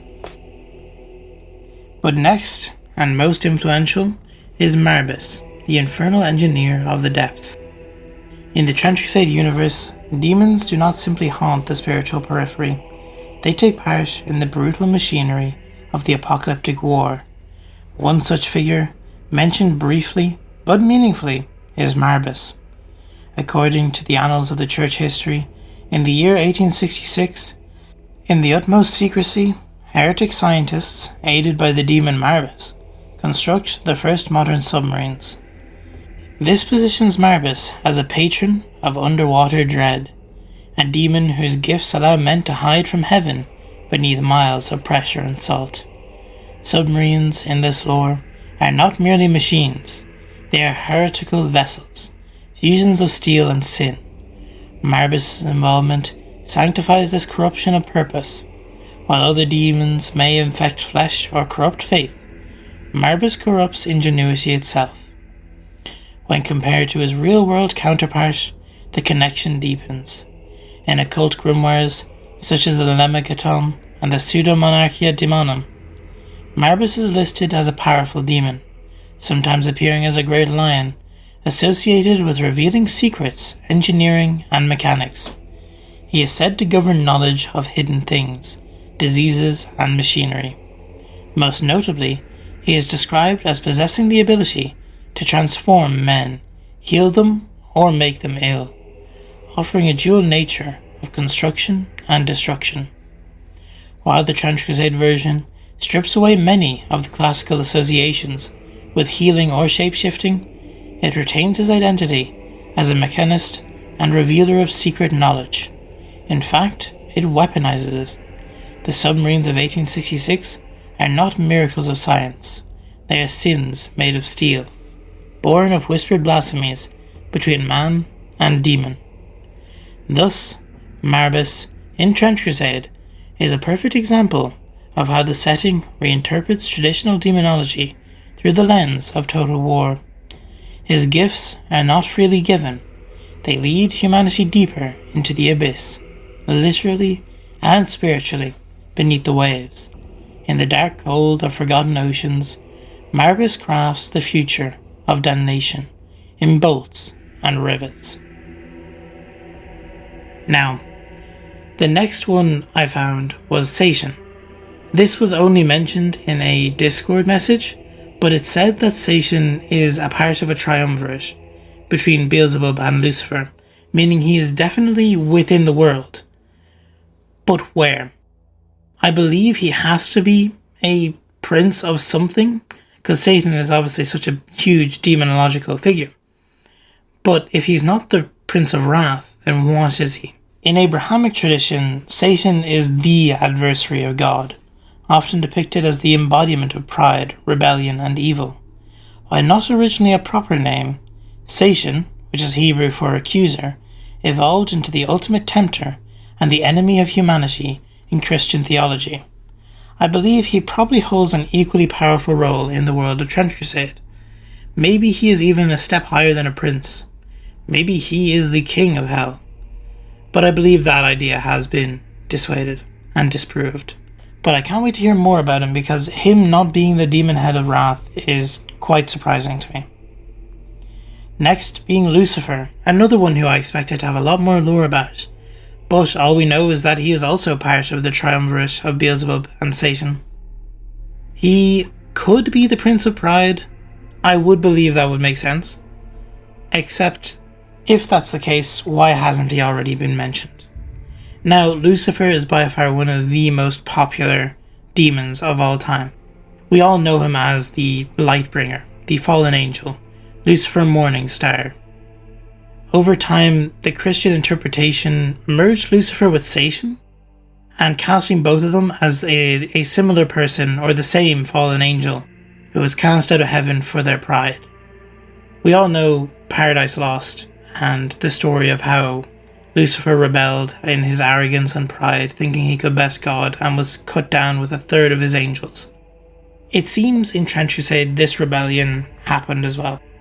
So where is Lucifer? Is he simply the Prince of Pride, or is he, again, a greater power like Satan, perhaps? Or are they going to be the same thing?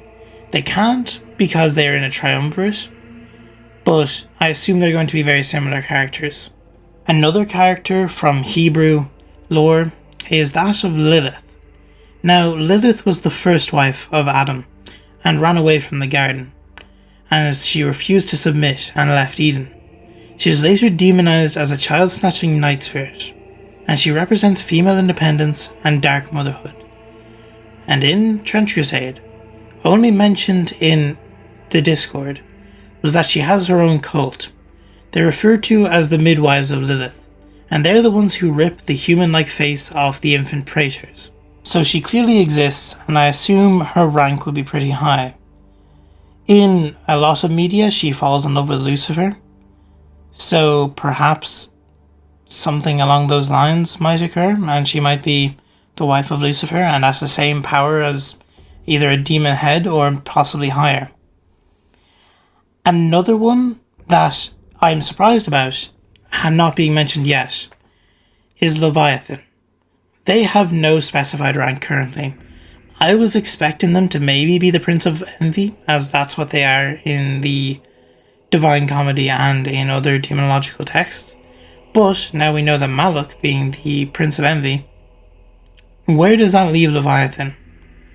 There was a proposed story mission about Operation Leviathan that mentioned that Leviathan was imprisoned somewhere in no man's land, and that the heretics attempted to break its chains. Some naval raider concept art also had his insignia, so more than likely he is a patron to the heretic navy. I'd assume he is also of a high enough power level, and maybe along this level of the heads, or maybe just a bit below that. He could be a Prince of Hell, or maybe under that, but I don't think he will be one of the most powerful demons, especially if he has been imprisoned in no man's land. Leviathan is a sea serpent, who symbolizes chaos, often depicted as one of the primordial monsters that God defeats. In demonology, he is associated with the sin of envy and overwhelming desire. Now, if you look on the map, there are sea monsters in the seas, but this could just be a nod to the way maps were drawn with sea monsters in unknown territory, or it could be a reference to Leviathan, but we don't know yet. Another one who is mentioned is Baphomet. He's the patron of the Heretic Legion and the Court of the Seven-Headed Serpent. He doesn't have a specified rank. It says that Baphomet has countless children. Due to their hermaphroditic nature, they can reproduce by themselves. Baphomet was first mentioned in the context of the Knights Templar, accused of worshipping a pagan idol. Eliphas Levi later popularized the goat-headed hermaphroditic image, symbolizing balance of opposites and occult enlightenment. Another popular demon that has been mentioned in Trench Crusade is that of Paimon. Now, he has been given the title of an Archduke of Hell. He has or had a servant who is or was the Lord Mechanic of the Goetic Forges in the Third Circle. But Paimon is more commonly known from the Ars Goetia. He is a king of hell, known for his knowledge of all sciences and control over spirits, and teaching of secret things. He was also in the film Hereditary, so if the name is familiar, that's probably how you know him. But he is clearly an important force in Trench Crusade if he is still known as a demon of all sciences, since he would definitely be helping out with the mechanical efforts of the hellish forces. Now, Baal is also mentioned and given the name of an Archduke of Hell. He is the patron of the Heretic Legion and the Court of the Seven-Headed Serpent. Baal was a major Canaanite god of fertility and storms, and later was reinterpreted by Christians as a demonic figure. He is also mentioned in the Ars Goetia. Baal is a king who commands legions of demons and appears in various animal forms. Firstborn infants are cast into the burning mouths of his statues in heretic territory. Beleth, also an Archduke of Hell, he has major importance when it comes to the training of the Death Commandos. In demonological grimoires, Beleth is a terrible and mighty king riding a pale horse. He is often accompanied by a dreadful procession, and governs over 85 legions of spirits, as an invoked in love-related spells, ironically enough. So Beleth must be powerful in hell, being an Archduke, and having such command over the Death Commandos. Beruth is a great Duke of Hell. He is the patron devil of the Death Commandos, and is a rival of Mammon, and that's why he will not let Mammon hire any of the Death Commandos. Beruth may be a variation or corruption of Beleth or Berith. In demonology, Berith is a powerful duke who is a great liar and manipulator, often consulted for divination and blasphemous contracts. Eligios is a great Duke of Hell, and he took a huge loan from the Bank of Mammon to buy a robot army from the Third Circle of Hell. He's the one currently invading the Italian peninsula and holds Venice. Eligios is a warrior from the Ars Goetia, riding a horse and carrying a lance. He reveals secrets of war, strategy, and hidden desires, and commands legions of spirits. So clearly in Trench Crusade he's kept that up with the massive robot army. Balaam is also mentioned as an Archduke of Hell. He is the patron of the Heretic Legion and the Court of the Seven-Headed Serpent. He is the devil of avarice, idol worship, and immortality, so he would be under Mammon in the Ring of Greed. Balaam is described in the Ars Goetia as a powerful king with 3 heads, a man, a bull, and a ram. He teaches cunning and invisibility, and his voice is said to be harsh and commanding. Zephyr was also mentioned. He is mentioned as another great Duke of Hell. Zephyr is a demon who specializes in seduction, making women fall in love and causing infertility in men. He appears in red armor and is among the more lust-oriented demons of the Goetia. This means he is almost definitely under the Circle of Lust, and serves whoever the demon head of lust will be. Geeson is mentioned as another great Duke of Hell, likely a variant of Gusoin from the Lemegeton. He teaches all liberal sciences and can make one exalted in dignity. Little is known about him beyond his rank and skills as a scholar, so he might be in the second ring of hell with the other demon philosophers. Astaroth, another great Duke of Hell, is derived from the Phoenician goddess Astarte. In demonology, he is a male Duke of Hell, riding a dragon and holding a viper. He encourages laziness and rationalizes sinful behavior. This would place him pretty safely into sloth, whenever that one is revealed. Visago is a prince of hell. He is a patron of the cult of the Black Grail. He is known as a good-natured demon in the Ars Goetia, who reveals hidden things and past events. He is considered a less malevolent and sometimes is invoked for finding lost objects. Marcosius is a Marquis of Hell. His death commandos destroyed the fortress monastery of Velahrad in Greater Moravia, where the original shrine anchorites were built, and he is a powerful Marquis in the Ars Goetia. Marcosius appears as a wolf with griffin wings and a serpent tail. He is once part of the Angelic Order of Dominions, and hopes to return to heaven after 1,200 years. Whether this is the same in Trench Crusade is yet to be seen. This would be very interesting to see a demon whose objective is to return to heaven, not to merely destroy it. Sabnok is another Marquis of Hell, and controls the forges which produce Ophidian rifles for the court. Sabnok builds towers, fortifications, and arms men for war, closely linking him to military infrastructure. He often appears as a soldier on a horse, and exemplifies the demonic embodiment of wartime logistics. In the Ars Goetia, he is specifically noted for constructing towers, castles, and cities, while also supplying weapons. Safe to assume they have very strong ties to Hell's war industry, perhaps placing them in greed or wrath. Chimaris is a Marquis of Hell, and his legions were the ones that conquered Constantinople. Chimaris rides a black horse and commands around 20 legions.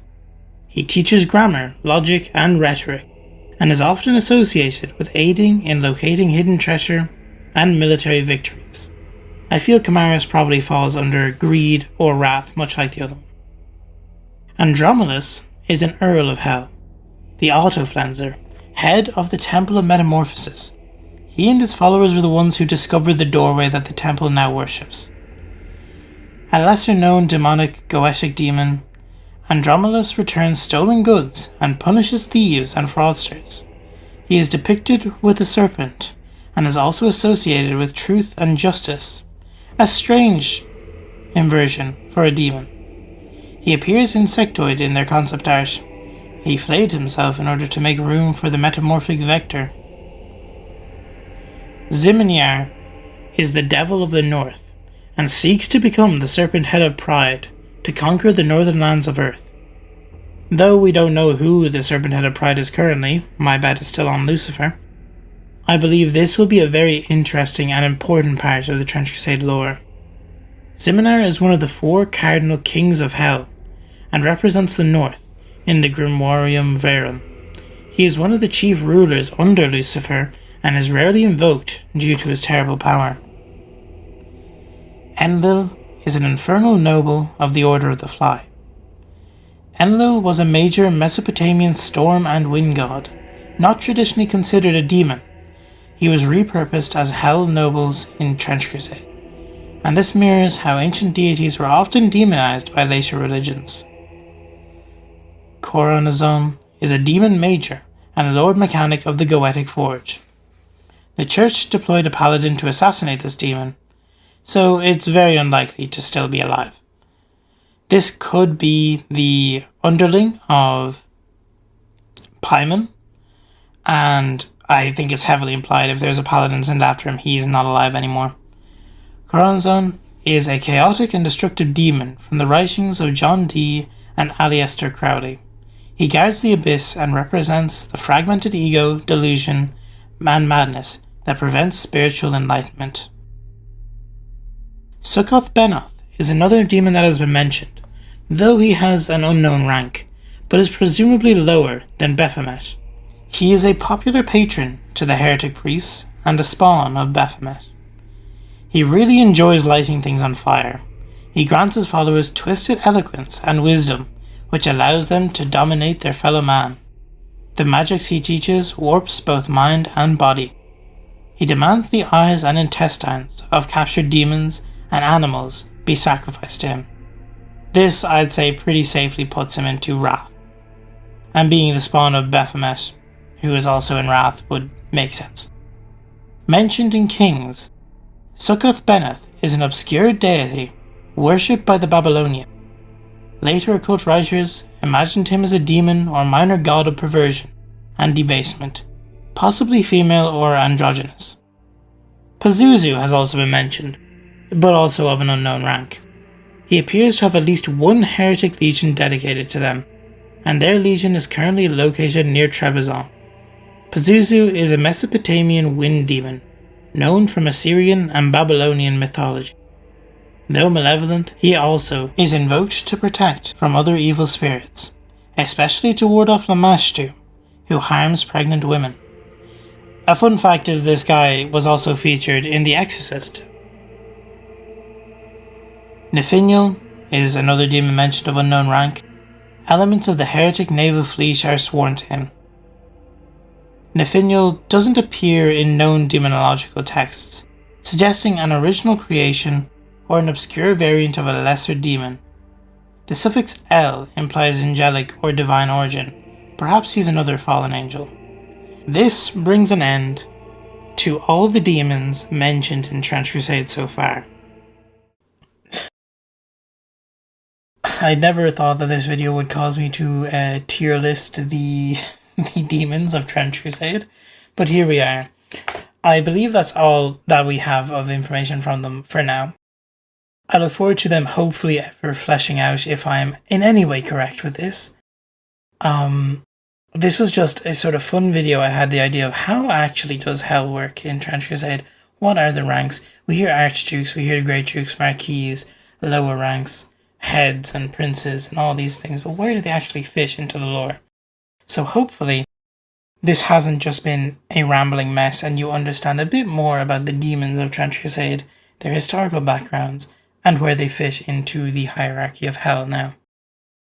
This was definitely one of my less scripted videos, and I'm sure you could tell. It's more so research and just fitting together their Trench Crusade version and where they would fit in the hierarchy, which I sort of have mapped out in my mind, but I can't really put into paper yet.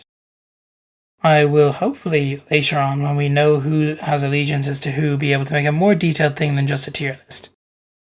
And then I'll be able to fully explain the hierarchies of hell. Hopefully by then we'll also have the reveals of the other 3 serpent heads that haven't been revealed yet. But I hope you've enjoyed this video nonetheless. If you want more of this sort of less scripted styled thing, let me know in the comments. If not, let me know in the comments. I certainly found it to be very interesting to make because I usually rely heavily on my scripts. But hey, if you enjoyed this more free-form content, yeah, I'd be happy to do more in future. Now, very interesting news on my end. This was received by me when I made the Era video. I noticed in my Discord that I had a friend request, and I was very confused as to who this could be. I looked in, and it was none other than Thomas Piernan, one of the writers for Trench Crusade. Imagine my shock. I saw that he had sent me a few days after I had released the Era video, which has now been the 14th of June, nearly a month ago. I released that video. 12 days later, Thomas Piernan sent me a friend request and a notebook full of his own notes of lore snippets and lore extra things that fit in to the world of Trench Crusade, entirely relating to the Irish invasion. I tell you, when I saw this, I I was very much I was blown away by the fact that he had actually come out and said that he enjoyed my video and thought I might appreciate his lore notes. Yes, I do. I very much appreciate it. This led to a conversation I had with him when I finally noticed that he had sent this to me, which took an embarrassing 5 days. I didn't really check my Discord for a while. I'm very sorry. I'm very sorry, Thomas, if you're watching this. But yeah, we had a great conversation with lots of lore being dropped. Lots of very interesting lore that I will happily share to you if you want to see that. It wouldn't really be a video per se. Well, it would obviously be a video, but it wouldn't be a structured video. It would just be me telling you these interesting lore snippets that I have found, including the first ever mentions of what's going on in the New World in America. The first time I believe this has been properly, or the first time I've seen mention of it, and it's from Thomas Piernan's notes to me. I would love to share them with you. I've obviously asked his permission if I can, and he said I'm free to. So if you want that, comment it down below. I will happily do a video on it.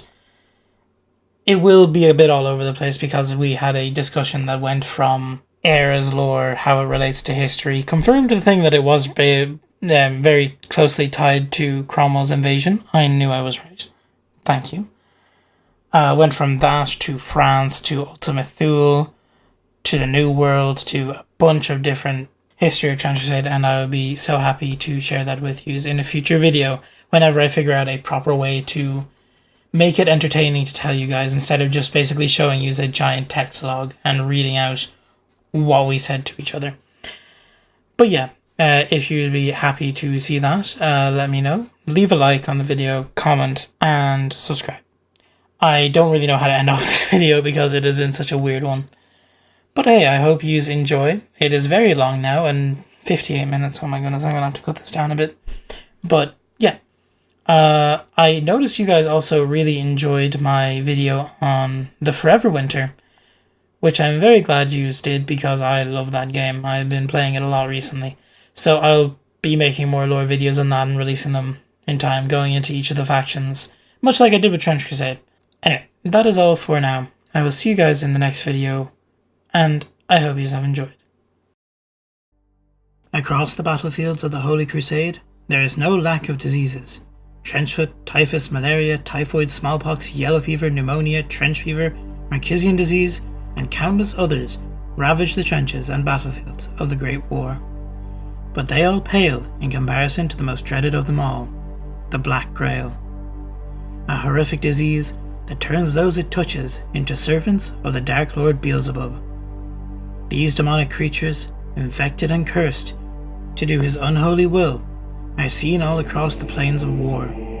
They are the remnants of the dead, the gravest affliction known to man, the heralds of Beelzebub. Welcome to the cult of the Black Grail. The cult of the Black Grail is one of the most horrifying and insidious manifestations of Beelzebub's influence in the world of Trench Crusade. Unlike traditional demonic cults, it is not a structured order of devoted worshippers, but rather an apocalyptic force, an unrelenting tide of disease and corruption that spreads like a living nightmare. The cult's purpose is not to gain power, wealth, or dominion. It exists purely to accelerate the rot of all creation, a blasphemous parody of divine grace where suffering is the only truth. Beelzebub, the Lord of Flies, does not rely on mortal worshippers to spread his will. No, instead, when he rises to prominence in the eternal power struggles of hell, he unleashes the Black Grail, a virulent, supernatural blight, composed of infernal insects, living plagues, and flesh-consuming corruption. This pestilence is not merely a biological affliction, but a spiritual contagion that warps both body and soul, consuming entire civilizations in its wake. First recorded between 1346 and 1353 during the Corpse Wars, the Black Grail was responsible for the greatest plague in human history, infecting tens of millions. Victims of the Black Grail are left in horrific states, flesh liquefied, organs rotting, yet still alive, still suffering, their minds intact within their decomposing forms. Those who succumb do not find rest. Instead, they rise again, twisted into the unwilling bearers of Beelzebub's will, or driven to spread the infection further. The cult of the Black Grail is not an organization in the conventional sense, but rather an unholy convergence of the damned. Forming grotesque warbands of the infected, they would gather in worship of Beelzebub, constructing horrific altars of bone and bile, where they offer trophies stolen from their victims, both objects of material value and dismembered remains of the slain. These twisted congregations mock the prayers of the faithful, reveling in their own suffering as they spread their master's corruption. Several major events in Trench Crusade history have seen the Black Grail unleash devastation upon the world. The first recorded outbreak of the Black Grail, in 1346, tens of millions fell to its influence, turning entire kingdoms into rotting wastelands. Those infected did not merely die, they became a part of the endless plague, their suffering an eternal mockery of life itself. One of the greatest victories against Beelzebub's influence came under the living saint Joan of Arc, who led a desperate campaign to purge the Black Grail from Europe. Though the faithful succeeded in driving it back, remnants of the cult still linger, waiting for the right moment to rise again. In the grim darkness of modern warfare, the Black Grail remains an ever-present threat. Its resurgence is often tied to Beelzebub's shifting power in hell, and outbreaks of the Grail continue to plague battlefields. Special forces from New Antioch and the Free State of Prussia have developed flamethrowers fueled by holy anointed oil in an attempt to combat it, but no true cure exists. The Black Grail represents more than just a plague. It is Beelzebub's unrelenting war against existence itself. The faithful understand that this is a battle that can never be fully won, only delayed, and throughout history, heroes like Joan of Arc have beaten back the tide, but the cult never truly dies. It merely waits, festering in the shadows, biding its time until the world is weak enough to succumb to it once more. Yet, even in the face of such overwhelming horror, hope remains. The Church continues to seek a means of purging the Black Grail for good, and warriors of the faithful stand ever vigilant against its spread. The war between heaven and hell rages on, and as long as the faithful endure, Beelzebub's victory will never be absolute. The cult of the Black Grail is one of the most terrifying aspects of Trench Crusade's grim universe.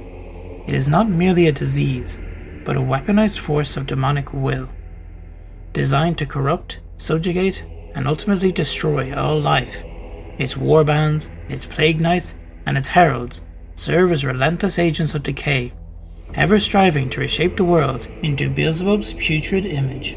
The battle against the Black Grail is eternal, but as long as warriors stand against the tide, there remains hope that its influence can be kept at bay, if not eradicated entirely. The forces of the infected appear in many grotesque forms, changing and deforming in horrific and hellish ways. The Lord of Flies does not depend on mortal servants to wage his war upon creation. Instead, his corruption will spread through the enigmatic power of the Black Grail, a defiled font from which an unending tide of vermin and disease pours forth. The followers of Beelzebub wield weapons imbued with the Black Grail's blight, where even the slightest wound seals a victim's fate. Those unfortunate enough to be struck are condemned to a horrific transformation, enslaved by the King of Decay as ravenous parasites consume them from within. The power of the Black Grail is indiscriminate. At times, multiple beings succumb to its corruption, their bodies merging into a loathsome, festering mass. From this amalgamation rises a new servant of Beelzebub, a shambling horror driven to spread the infection further.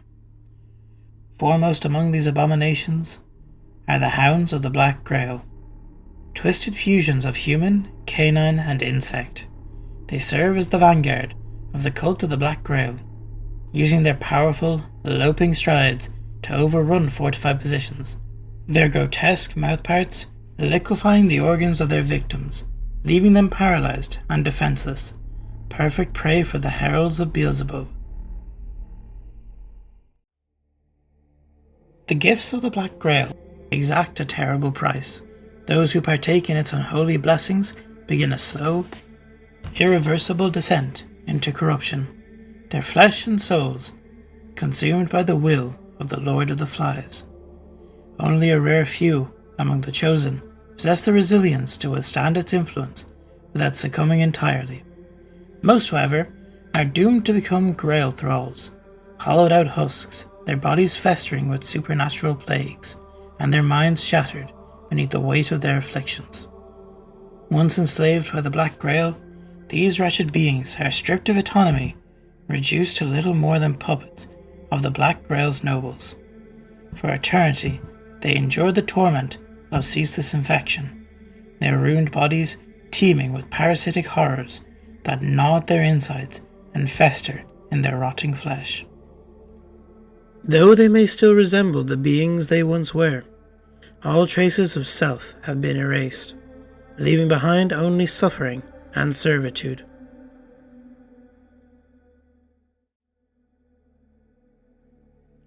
Grail thralls manifest in two distinct forms, each moulded by grotesque forces of the Black Grail.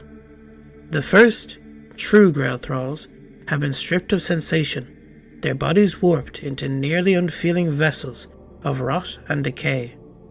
Pain holds no power over them, and their nerves are deadened, leaving them relentless in battle. Heedless of wounds that would fell a mortal warrior, they march in tireless ranks, unflinching and obedient, driven forward by the decrees of their masters. Fly thralls, by contrast, remain far more mobile, but at an even greater cost. These wretches are puppeteered by gargantuan hellflies. The monstrous insects have driven their needle-like proboscises deep into the victim's central nervous system. Bound to their host, these vile creatures seize complete control, overriding the victim's mind and turning them into swift, frenzied instruments of the Black Grail's will. Though fly thralls retain a grotesque semblance of agility, they experience pain in full measure. Every laceration, every wound, every burning infection searing through their flesh. Yet they remain bound, trapped in their own bodies, unable to resist the monstrous will that compels them. Both forms of thralls are but disposable tools in the grand design of the Lord of Flies. They are not warriors, nor soldiers of ambition, but vessels of decay, spreading filth and ruin wherever they are unleashed. Their suffering is unending, their servitude eternal. Such is the fate of those who succumb to the Black Grail. Amalgams are towering, shambling masses of flesh, an obscene fusion of countless bodies, fallen enemy warriors, beasts, vermin, and any other unfortunate creatures that have succumbed to the agonizing blessing of the Black Grail. These grotesque colossi lurch across the battlefield like walking mountains of diseased, rotting meat, their bloated, pulsating form stitched together by the unholy will of Beelzebub. Their many flailing limbs still clutching the rusted weapons once held in life, lash out in chaotic violence, driven by a madness that knows neither pain nor mercy. Anything caught in their path is crushed into a pulpy ruin beneath their gargantuan, elephantine feet, lost in a tide of fetid decay. Amalgams are among the greatest manifestation of Beelzebub's dark ingenuity, grotesque triumphs of his relentless will to mutilate creation and reshape it in his own blasphemous image. To the Lord of Flies, no tool is too wretched, no material too sullied, and no corpse too broken to be repurposed. In his hands, all things, living or dead, become instruments of his grand design. Gluttony is the sovereign domain of Beelzebub, and in the amalgam, this deadly sin takes terrible form. It is not merely an insatiable hunger for flesh, though the amalgam's appetite is known to have no limits. It is the embodiment of unchecked access, of ceaseless cravings, endless consumptions, and boundless indulgence. More flesh, more power, more bodies to tear apart and assimilate. This is the will that drives the amalgam. A mindless butchery born from the bottomless hunger of the Lord of Flies. Just as Beelzebub's own greed blinds him to the suffering of others, so too does the amalgam lurch forward, devouring all in its path. Amalgams do not rise naturally. They are birthed in a place where suffering festers, where death lingers in putrid heaps, mass graves, the catacomb trenches where the wounded rot in the dark, carnal houses overflowing with the dead and dying, and the bloodied remnants of field hospitals where severed limbs pile high. They even emerge from places of cowardice, dugouts, bunkers, and hidden corners where the craven huddle in vain, hoping to escape the wrath of the Lord of Flies. But the Black Grail is ever hungry, and wherever flesh is discarded, wherever bodies are left to fester, it gathers the remnants and fuses them into something far worse than death. Once enough flesh and bone has been claimed, the amalgam lurches to its feet, a mountainous abomination, towering over mere mortals, its gargantuan body a shifting, seething mass of corpses and sinew. It does not walk so much as shamble, its ponderous bulk barely contained by its own decaying form. And despite their grotesque instability, amalgams serve the warbands of the Black Grail with unwavering purpose. Wherever they march, they leave behind only ruin, crushing bodies underfoot, sweeping aside warriors with massive flailing limbs, consuming the remains to fuel their ever-growing bulk. They are the ultimate mockery of life, a festering testament to Beelzebub's unchecked greed and his unholy dominion over all things discarded, broken, and left to rot. Such is the fate of those who fall before the Lord of Flies. Their deaths are not an end, but a beginning, another scrap of meat to be swallowed by the amalgam's insatiable maw. The Black Grail's pollution is not merely a curse, it is a gift, an extension of Beelzebub's unholy dominion, and to the Lord of Flies, corruption is not simply destruction, but a transformation, a desecration of flesh and soul alike, carried upon the wings of the insects bred by his own blasphemous hand, in the festering depths of the seventh layer of hell. This pestilence spreads like a tidal wave. No act of mercy can save them, no antidote can cleanse them of their suffering. Against such outbreaks, entire regiments of New Antioch and the Free State of Prussia stand vigilant, their sole purpose to contain and cleanse these living abominations before they can spread any further. Clad in sealed armor, they wield flamethrower tanks infused with consecrated anointed oil, turning the searing flames of purification upon the polluted remnants of the Black Grail's victims. Yet, even in death, the cursed sludge does not fall silent. It howls and screams as it burns, shrieking in agony to the heavens that long abandoned it. But there are those who suffer a fate worse than dissolution. Some are chosen for a darker purpose, their bodies claimed for a far more grotesque transformation.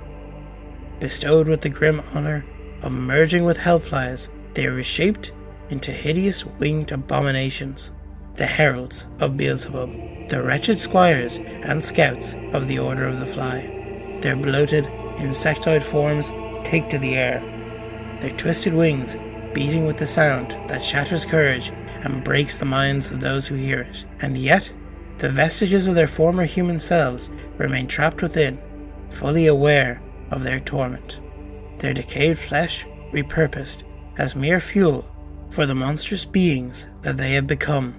As their warped husks fight for the glory of hell, their minds scream in silent horror, prisoners within their bodies. Heralds serve as the vanguard of any Black Grail assault, their deafening drone heralding doom before their grotesque forms even come into view.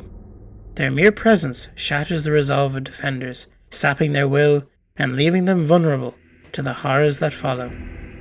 Armed with weapons scavenged from the battlefield, their blades and bullets are not merely tainted, but alive. Wriggling, parasitic worms burrow through the very steel of their weapons, infesting every round, every blade, every fragment of shrapnel. Each diseased bullet carries a horrific sentience of its own, twisting in the air to seek out even the smallest chink in the armor, burrowing deep into the flesh before liquefying the organs of its victims from within. There is no salvation from such wounds, only an agonizing demise. To hear the wings of a herald is to know that death is near, Such is the fate of all who stand against the Lord of the Flies. The Lord of Tumors is a grotesque and malevolent entity. This abomination epitomizes decay, disease, and corruption, serving as a harbinger of pestilence and despair on the battlefield. The Lord of Tumors is a manifestation of the corrupting influence of the Black Grail. This entity embodies the perverse blessings of the Black Grail, spreading its malignant influence across the war-torn landscape. The Lord of Tumors is depicted as a massive, deformed figure, its body riddled with grotesque growths and oozing sores, symbolizing the physical embodiment of unchecked disease and decay. On the battlefield, the presence of the Lord of Tumors is both a strategic and psychological weapon. Its grotesque appearance and overwhelming aura of corruption demoralizes even the most stalwart soldiers. The diseases it spreads can decimate enemy ranks, turning healthy warriors into corpses or mindless thralls under its control. This combination of physical might and supernatural corruption makes the Lord of Tumors a formidable adversary. When the tide of the Black Grail sweeps across the land, many mortals cry out in desperation, their voices raw with fear and hopelessness. They beg Beelzebub, the Lord of Flies, to spare them, offering their souls in exchange for mercy. But such prayers are wasted breath.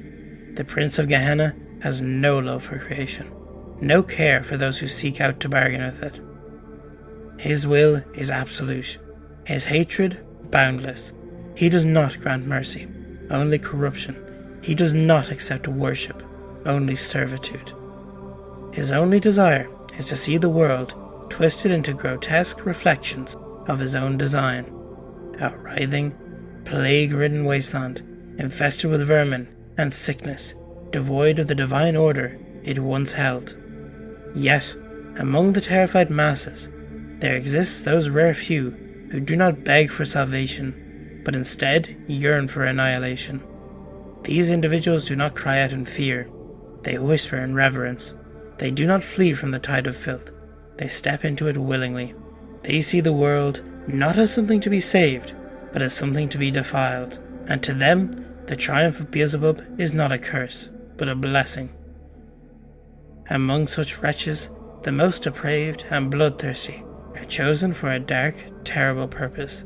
These are the chosen of the Black Grail, inducted to the unholy order of the Fly, as plague knights, champions of Beelzebub's will and executioners of his grand design.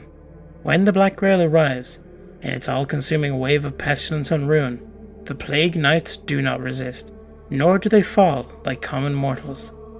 They do not rot away into mindless husks like the Grail thralls, or become bloated abominations like the heralds. Instead, they are transformed, remade into something more, something worse. Their flesh withers, taking a corpse-like resemblance, stretched thin over sinew and exposed bone. They are neither alive nor fully dead, their bodies infused with the unholy essence of Beelzebub. Yet, unlike the mindless servants of the Black Grail, they retain their intelligence, their cunning, and a dim bit of lingering memory of their past lives. This makes them invaluable, not just as warriors, but as agents of the Lord of Flies, infiltrating isolated farmsteads and forgotten villages, leading the corruption to places that might otherwise have escaped its grasp. For the Plague Knights, corruption is a path to ascension. The more they spread the pestilence, the more they warp the living beyond recognition. The higher they rise within the ranks of the Order. Beelzebub does not reward loyalty, only effectiveness, and those who serve him best are given greater power, greater insights into his divine affliction. Among their numbers, 12 stand out above all others, the legendary figures of disease and death, the mightiest of the Plague Knights.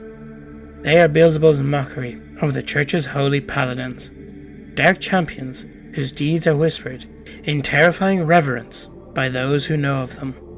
These 12 do not walk the mortal world freely, for they dwell within Ekron, the accursed city of Beelzebub, a metropolis of filth and torment so vile that even the most powerful of heretic lords dare not approach its decaying gates. The 12 are not prisoners of Ekron. When their master's will reaches their ears, carried by the deafening buzz of countless hellflies, they emerge from their festering sanctuary. They do not march, they do not charge. They drift like spectres of pestilence, unseen until it is too late. They strike with the precision of master executioners, their blades rotting the flesh before even drawing blood. Where they tread, cities fall, not to fire and steel, but to sickness and despair, to the slow, agonizing death of a world drowning in disease. They are not warriors, nor priests, nor monsters. They are the architects of ruin, and through them Beelzebub's vision shall be made manifest. Only the strongest, most fanatical human devotees can endure the blessings of the Black Grail, and to drink from its foul waters is to surrender flesh, mind, and soul to Beelzebub's grand design. Few survive the ordeal intact, and even fewer remain something recognizable as human. Those unworthy are reduced to husks, twisted beyond all reason, into grail thralls or consumed entirely, their essence repurposed to further the will of the Lord of Flies. But there are exceptions, rare individuals whose bodies do not simply enjoy the Black Grail's corruption, but embrace it. They are transformed, not as mindless beasts or writhing abomination, but as a warrior. Their flesh remains largely intact, yet subtly warped, pulsing with unnatural vitality. The Black Grail does not take their strength, it refines it. Their wounds fester, but never truly kill them. Their bones crack and mend, and their nerves deaden to pain, allowing them to fight long after their bodies should have failed. These chosen few are inducted into the ranks of the Corpse Guard, the elite bodyguards of the Infernal nobility, sworn to defend the lords and masters of the Black Grail. Each member of the Corpse Guard has already faced death, and in doing so has transcended weaknesses of ordinary men. To kill one is an ordeal, for their wounds close as quickly as they are made, and even when struck down, the Black Grail calls them back to their feet. They fight with the patience of those who do not fear death, for they have already embraced it. But the Corpse Guard do not serve simply as warriors. They are aspirants, vying for a greater fate. To be among their ranks is to stand on the precipice of something far more terrible and glorious, the ascension to infernal nobility. For those who serve with distinction, proving their worth through centuries of unrelenting war, there awaits a reward far beyond mere power or prestige. Their devotion and resilience marks them as worthy of a higher calling, transcending into something no longer bound by flesh alone. When the time comes, the Black Grail bestows upon them the ultimate blessing, the shedding of their last vestiges of mortality. They are not simply bodyguards, they are the chosen, standing on the threshold of damnation, eager to take the final step. For in the service of Beelzebub, true power comes not through conquest alone, but through surrender, through willingly embracing the rotten plague of the Black Grail. Of all the horrors spawned by the Black Grail, none compare to the rise of a hegemon. Its toxic miasma, its swarming iron locusts, and its half-living warbands are terrifying, but they are nothing next to the monstrous culmination of Beelzebub's dark design. A hegemon is not just a creature, it is the ultimate expression of his corruption, a towering blasphemy forged from suffering and decay, his vengeance against Yahweh made manifest. The birth of a hegemon requires a great gathering of the Black Grail's cursed legions. Thralls, amalgams, and heralds must converge in vast numbers, their wretched bodies riddled with corruption. In twisted reverence, they chant hymns of disease and decay, their ruined voices praising Beelzebub's terrible beauty. But their words alone are not enough. Countless innocents must be sacrificed in the process. Their bodies are torn apart, forming a grand and unholy mandala that scars the land itself. As the ritual unfolds, The very fabric of reality begins to rot. The air grows thick, clotted with invisible filth, choking all who breathe it. Swarms of flies take unnatural shapes, forming shifting symbols of malignant intelligence, and above, the sky festers, blackening, as an immense abscess swells in the heavens. From this grotesque wound in reality, diseased blood rains down, soaking the defiled earth. The chanting intensifies as the gathered abominations drag themselves into the heart of the ritual, bearing the still living remnants of their sacrifices with them.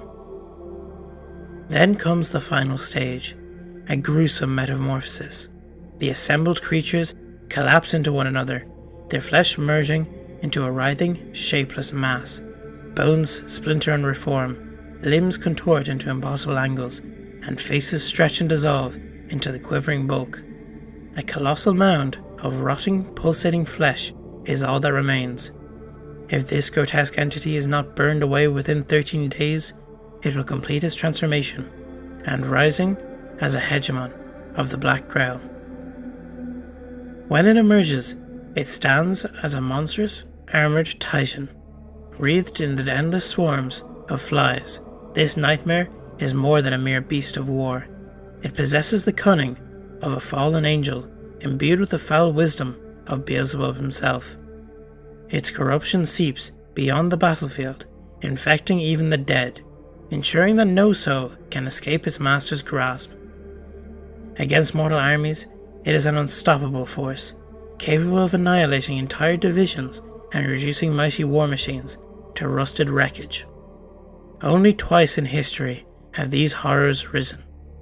The first was felled by Paladin Engelir, who perished in the battle, and the second was defeated by the Saint Joan of Arc during the Corpse Wars of 1429. Now, the Church and the warriors of New Antioch are relentless in their resolve.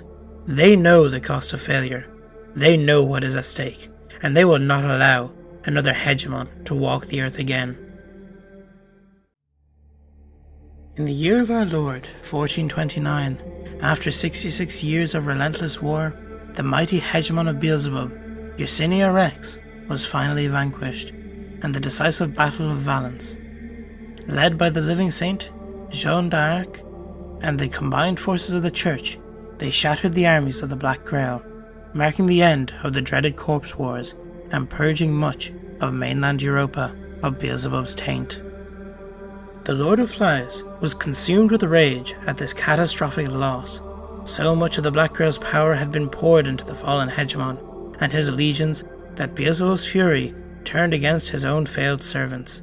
In his wrath, he cursed his wayward progeny, casting them from the Order of the Fly and condemning them to an eternity of wandering the earth in sorrow, mourning their lost champion until the end of time. Yet, not all who served the Black Grail in the Corpse Wars suffered this fate. From the accursed city of Ekron, where Beelzebub's power had remained strongest since the Elder Days, came his highest priests, those who had acted as messengers and heralds to the hegemon. These dark advisors, sent by the Lord of Flies himself, had guided the war effort, plotting the conquest of the Church's heartlands. Unlike the military leaders of the Black Grail, these figures belonged to the cult's religious hierarchy and were bound directly to their infernal master. With the war lost, these high-ranking priests and their personal guards broke through the faithful's encirclement and fled south. As though victorious, the exhausted armies of France, the Holy Roman Empire, and the Crown of England chose not to pursue the remnants of the enemy, believing them to be broken beyond recovery. This would prove to be a grave mistake.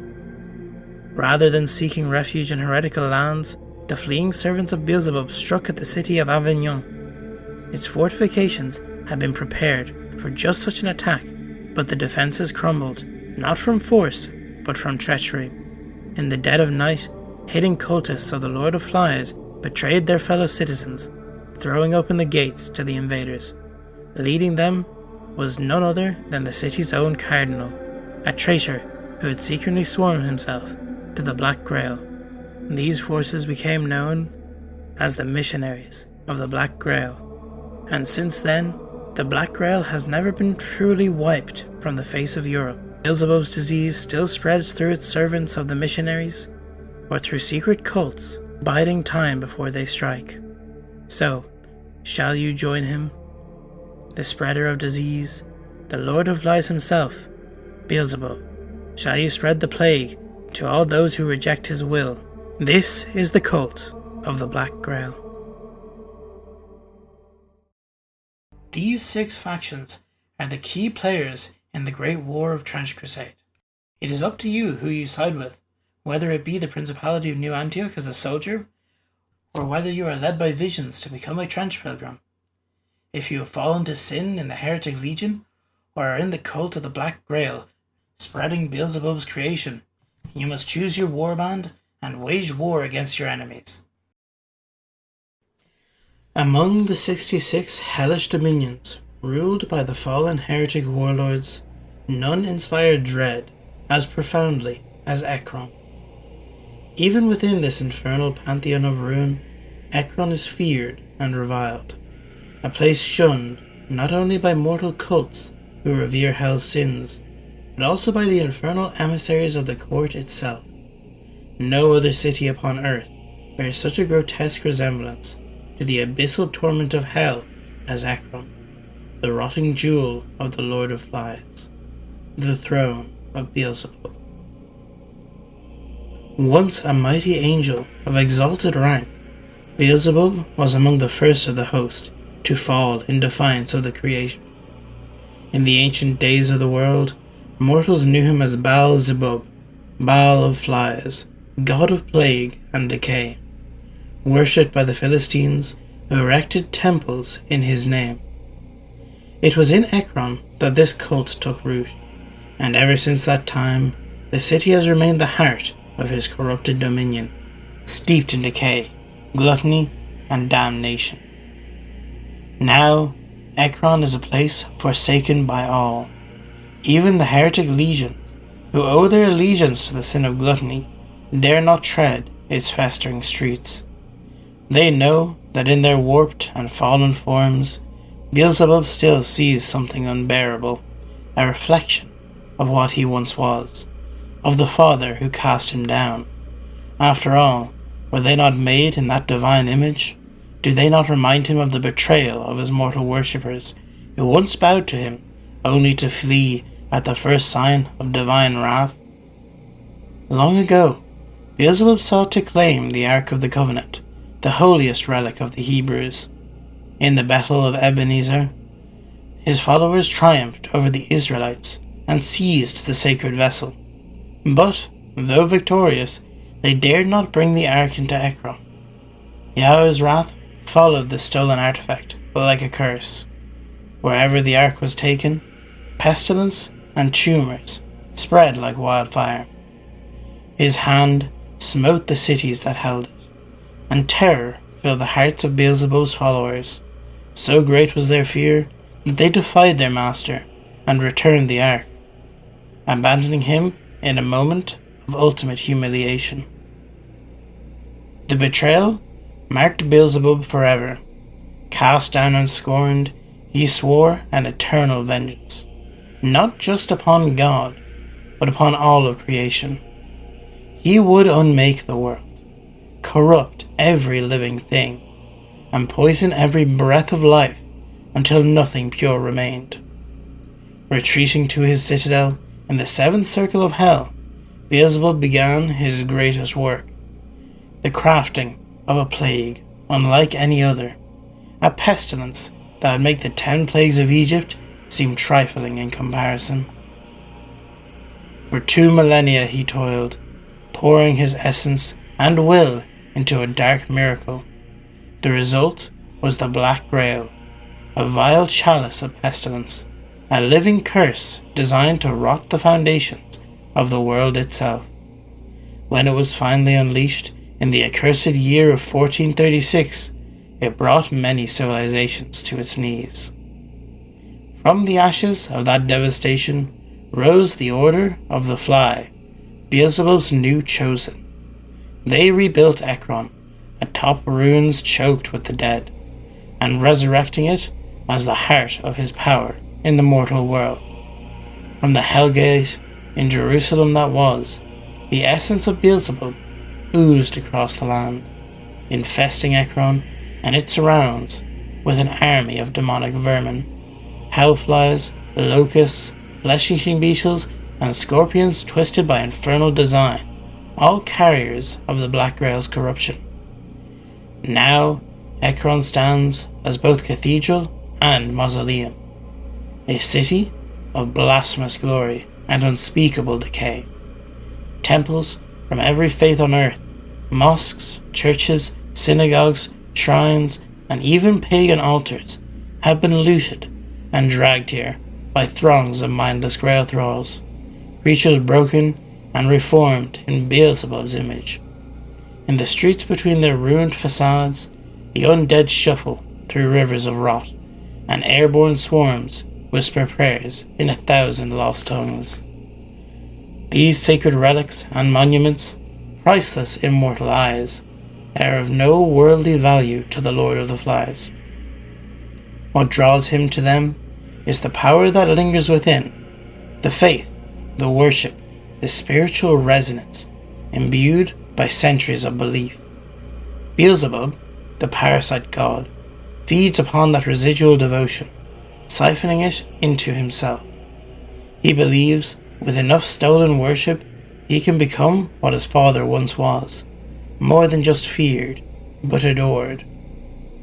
To prepare these offerings, the clergy of the Fly conducts elaborate rites of desecration. With sacrilegious precision, they corrupt holy objects and sanctified spaces, tainting them with rot and heresy, until they become palatable to their ravenous god. But no amount of adoration, no feast of faith, can quell the hunger festering in Beelzebub's being. It is a gnawing, endless void. For what the Fly King craves most, above all else, is not merely worship, but divine legitimacy.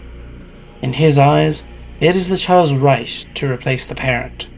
What arrogance, he believes, for the father to hoard glory and power, denying it to the most gifted of his creations. The Lord of the Flies dreams of a world not merely ruled by hell, but remade in his image, with himself upon the throne of heaven, wings blackened by pestilence, and crowned in stolen praise. Ekron is his throne in waiting, a city poisoned and poised between two worlds, one foot in the rot of hell, and the other in the crumbling remnants of faith. And in that liminal space, Beelzebub waits, ever feasting, ever starving, for the day he might ascend once more. This is the newest lore snippet we've received from Trench Crusade that delves further into the lore of Ekron and Beelzebub in this world. Now, I believe, since Beelzebub is going to be such an important character in the world of Trench Crusade, we should take a look at his real-world counterpart, the mythology behind him, and why he has a connection to Ekron. The real-world Beelzebub story begins not in hell, but in the pantheon of the Philistines, an ancient people who occupied parts of Canaan, modern-day Palestine, during the Iron Age. The name Beelzebub is derived from the Philistine god Baal-zebub, worshipped in the city of Ekron, as mentioned in the Hebrew Bible. In the original Semitic, Baal means Lord or Master, a common title used for various Canaanite deities. The Hebrew Bible recounts how King Ahaziah of Israel, after suffering a fall, sent messengers to inquire of Baal-zebub, the god of Ekron, to see if he would recover. This act drew the wrath of the prophet Elijah, who condemned Ahaziah for turning away from the God of Israel and consulting a foreign god. The epithet Zebub typically translates as flies, and has long been a point of scholarly debate. It could have referred to actual flies, perhaps because of their association with disease and death, or it could have been a Hebrew insult meant to mock the Baal worshippers. Transforming Baal-zebul, Lord of High Places or Exalted Lord, into Baal-zebub, Lord of the Flies. This interpretation reflects a broader pattern in biblical texts, undermining and vilifying the gods of neighboring peoples to reinforce monotheistic devotion. With the rise of Christianity and the demonization of pagan religions, Beelzebub was transformed from a localized deity into a malevolent demon. Early Christian theologians and authors such as Origen, Jerome, and later medieval demonologists absorbed and reinterpreted him through the lens of Christian cosmology. In the New Testament, Beelzebub appears as a name for a demonic prince. These passages cemented Beelzebub's status as a major infernal figure in Christian mythology. Medieval theologians, drawing from scriptural mentions and extra-biblical sources, began to construct elaborate hierarchies of hell. In these systems, Beelzebub emerged as one of the top-ranking demons, often placed second only to Satan himself. In some grimoires, such as the Lemegeton, or Dictionary Infernal, by Colin de Plancy, he is part of the unholy trinity of hell, alongside Lucifer and Leviathan. He is depicted as hell's chief of staff, overseeing the council of infernal lords. Beelzebub associations are multifaceted and rich with meaning. As the Lord of Flies, he embodies pestilence, rot, and decay, forces that not only destroy, but corrupt from within. In pre-modern societies, flies were universally despised as symbols of death and disease, gathering around ruins, filth, and carcasses. Thus, to name a demon their lord was to ascribe to him dominion over all that was disgusting, unclean, and life-consuming. But flies are also persistent, adaptive, and difficult to expel, qualities reflected in Beelzebub's role as a tempter and corrupter. He is sometimes interpreted as a demon of gluttony, not just in the physical sense, but spiritual gluttony, the endless hunger for power, adulation, and worship. In medieval demonology, he was said to cause pride, arrogance, and idolatry, feeding upon the vain ambitions of humankind. In art and literature, Beelzebub has taken many forms: a grotesque humanoid with fly wings, a monstrous fly the size of a man, or a majestic fallen angel draped in regalia. These varying depictions reflect both the horror and the grandeur attributed to him, at once repulsive and magnificent. Beelzebub's name surfaces frequently in Western esotericism and ceremonial magic, where he is invoked or warded against in rituals involving demonic hierarchies. In many grimoires, Beelzebub is described as a fearsome being with immense power, capable of imparting wisdom, controlling weather, and bestowing influence upon kings and emperors. In the Lesser Key of Solomon, he is sometimes conflated with or considered an aspect of Lucifer. Other systems distinguish him as an independent entity with his own legion of demons.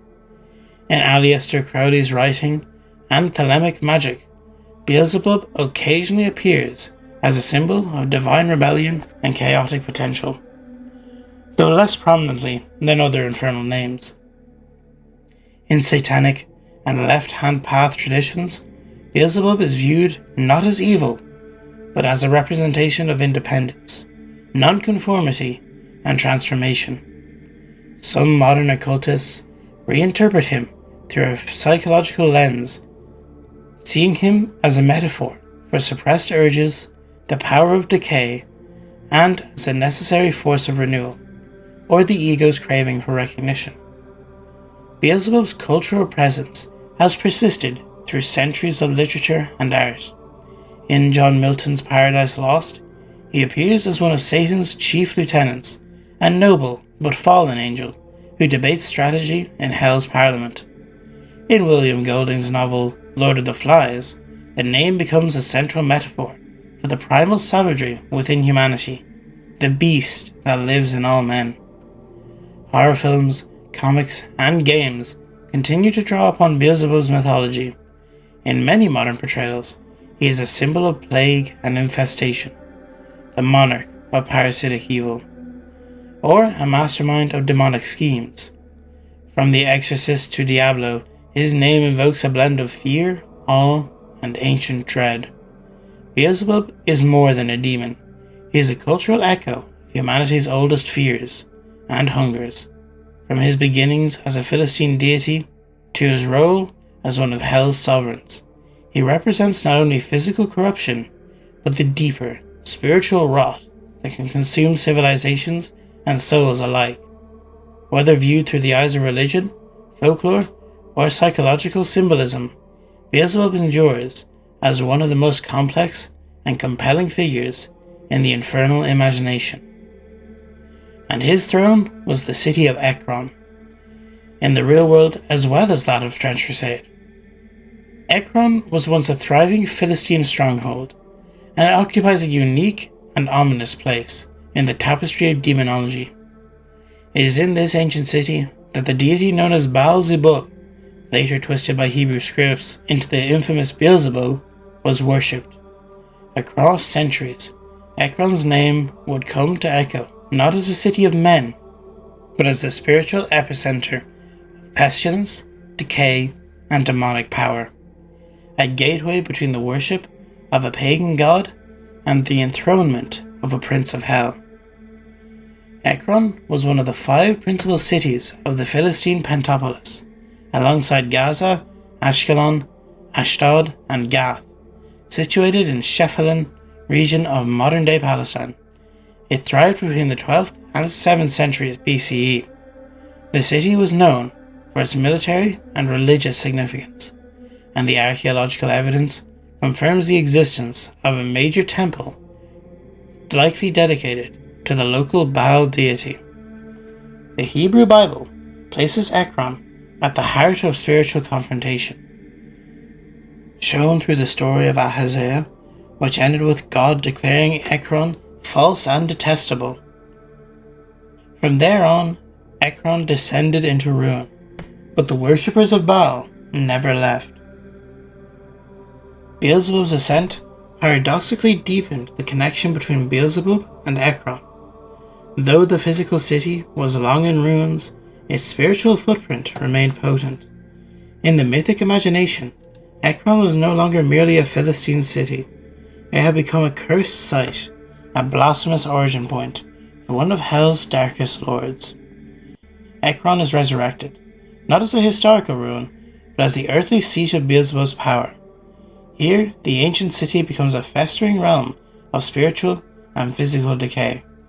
Its streets run thick with plagues, and its temples teem with desecrated icons from every faith. This modern reimagining completes a long arc that began millennia ago in the Canaanite temples and ends in apocalyptic horror.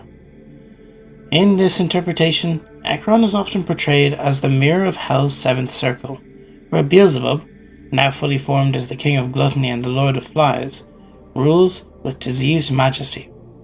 His palace is not made of stone, but of rot, crawling with insects, suffocating with the stench of corruption, and adored with stolen relics of faith, twisted into parodies of their former glory. The connection between Beelzebub and Ekron has evolved from one of mere geography into metaphysical tethering. Ekron is where his name was spoken in adoration, and now it is where his power leaks most profoundly into the mortal world. Beelzebub's relation to Ekron is that of a parasite that devours its host and continues to wear its skin. The city, once a seat of pagan worship, has been absorbed into the demonic prince's identity. In the theological imagination, Beelzebub does not merely rule over Ekron. He has become Ekron. The city pulses with his will, his hunger, and his blasphemy. This parasitism extends to a theological level. In Christian terms, Beelzebub's desecration of Ekron represents the perversion of worship, a divine hunger gone wrong. Ekron, a city that once turned to a false god for prophecy, is now a cautionary tale, a site forever damned because it chose to reject the God of Israel in favor of idolatry. This is the connection that Beelzebub brings in real life to the city of Ekron. Once again, this shows Trench Crusade's love for looking into real life examples to bring inspiration into the world of Trench Crusade.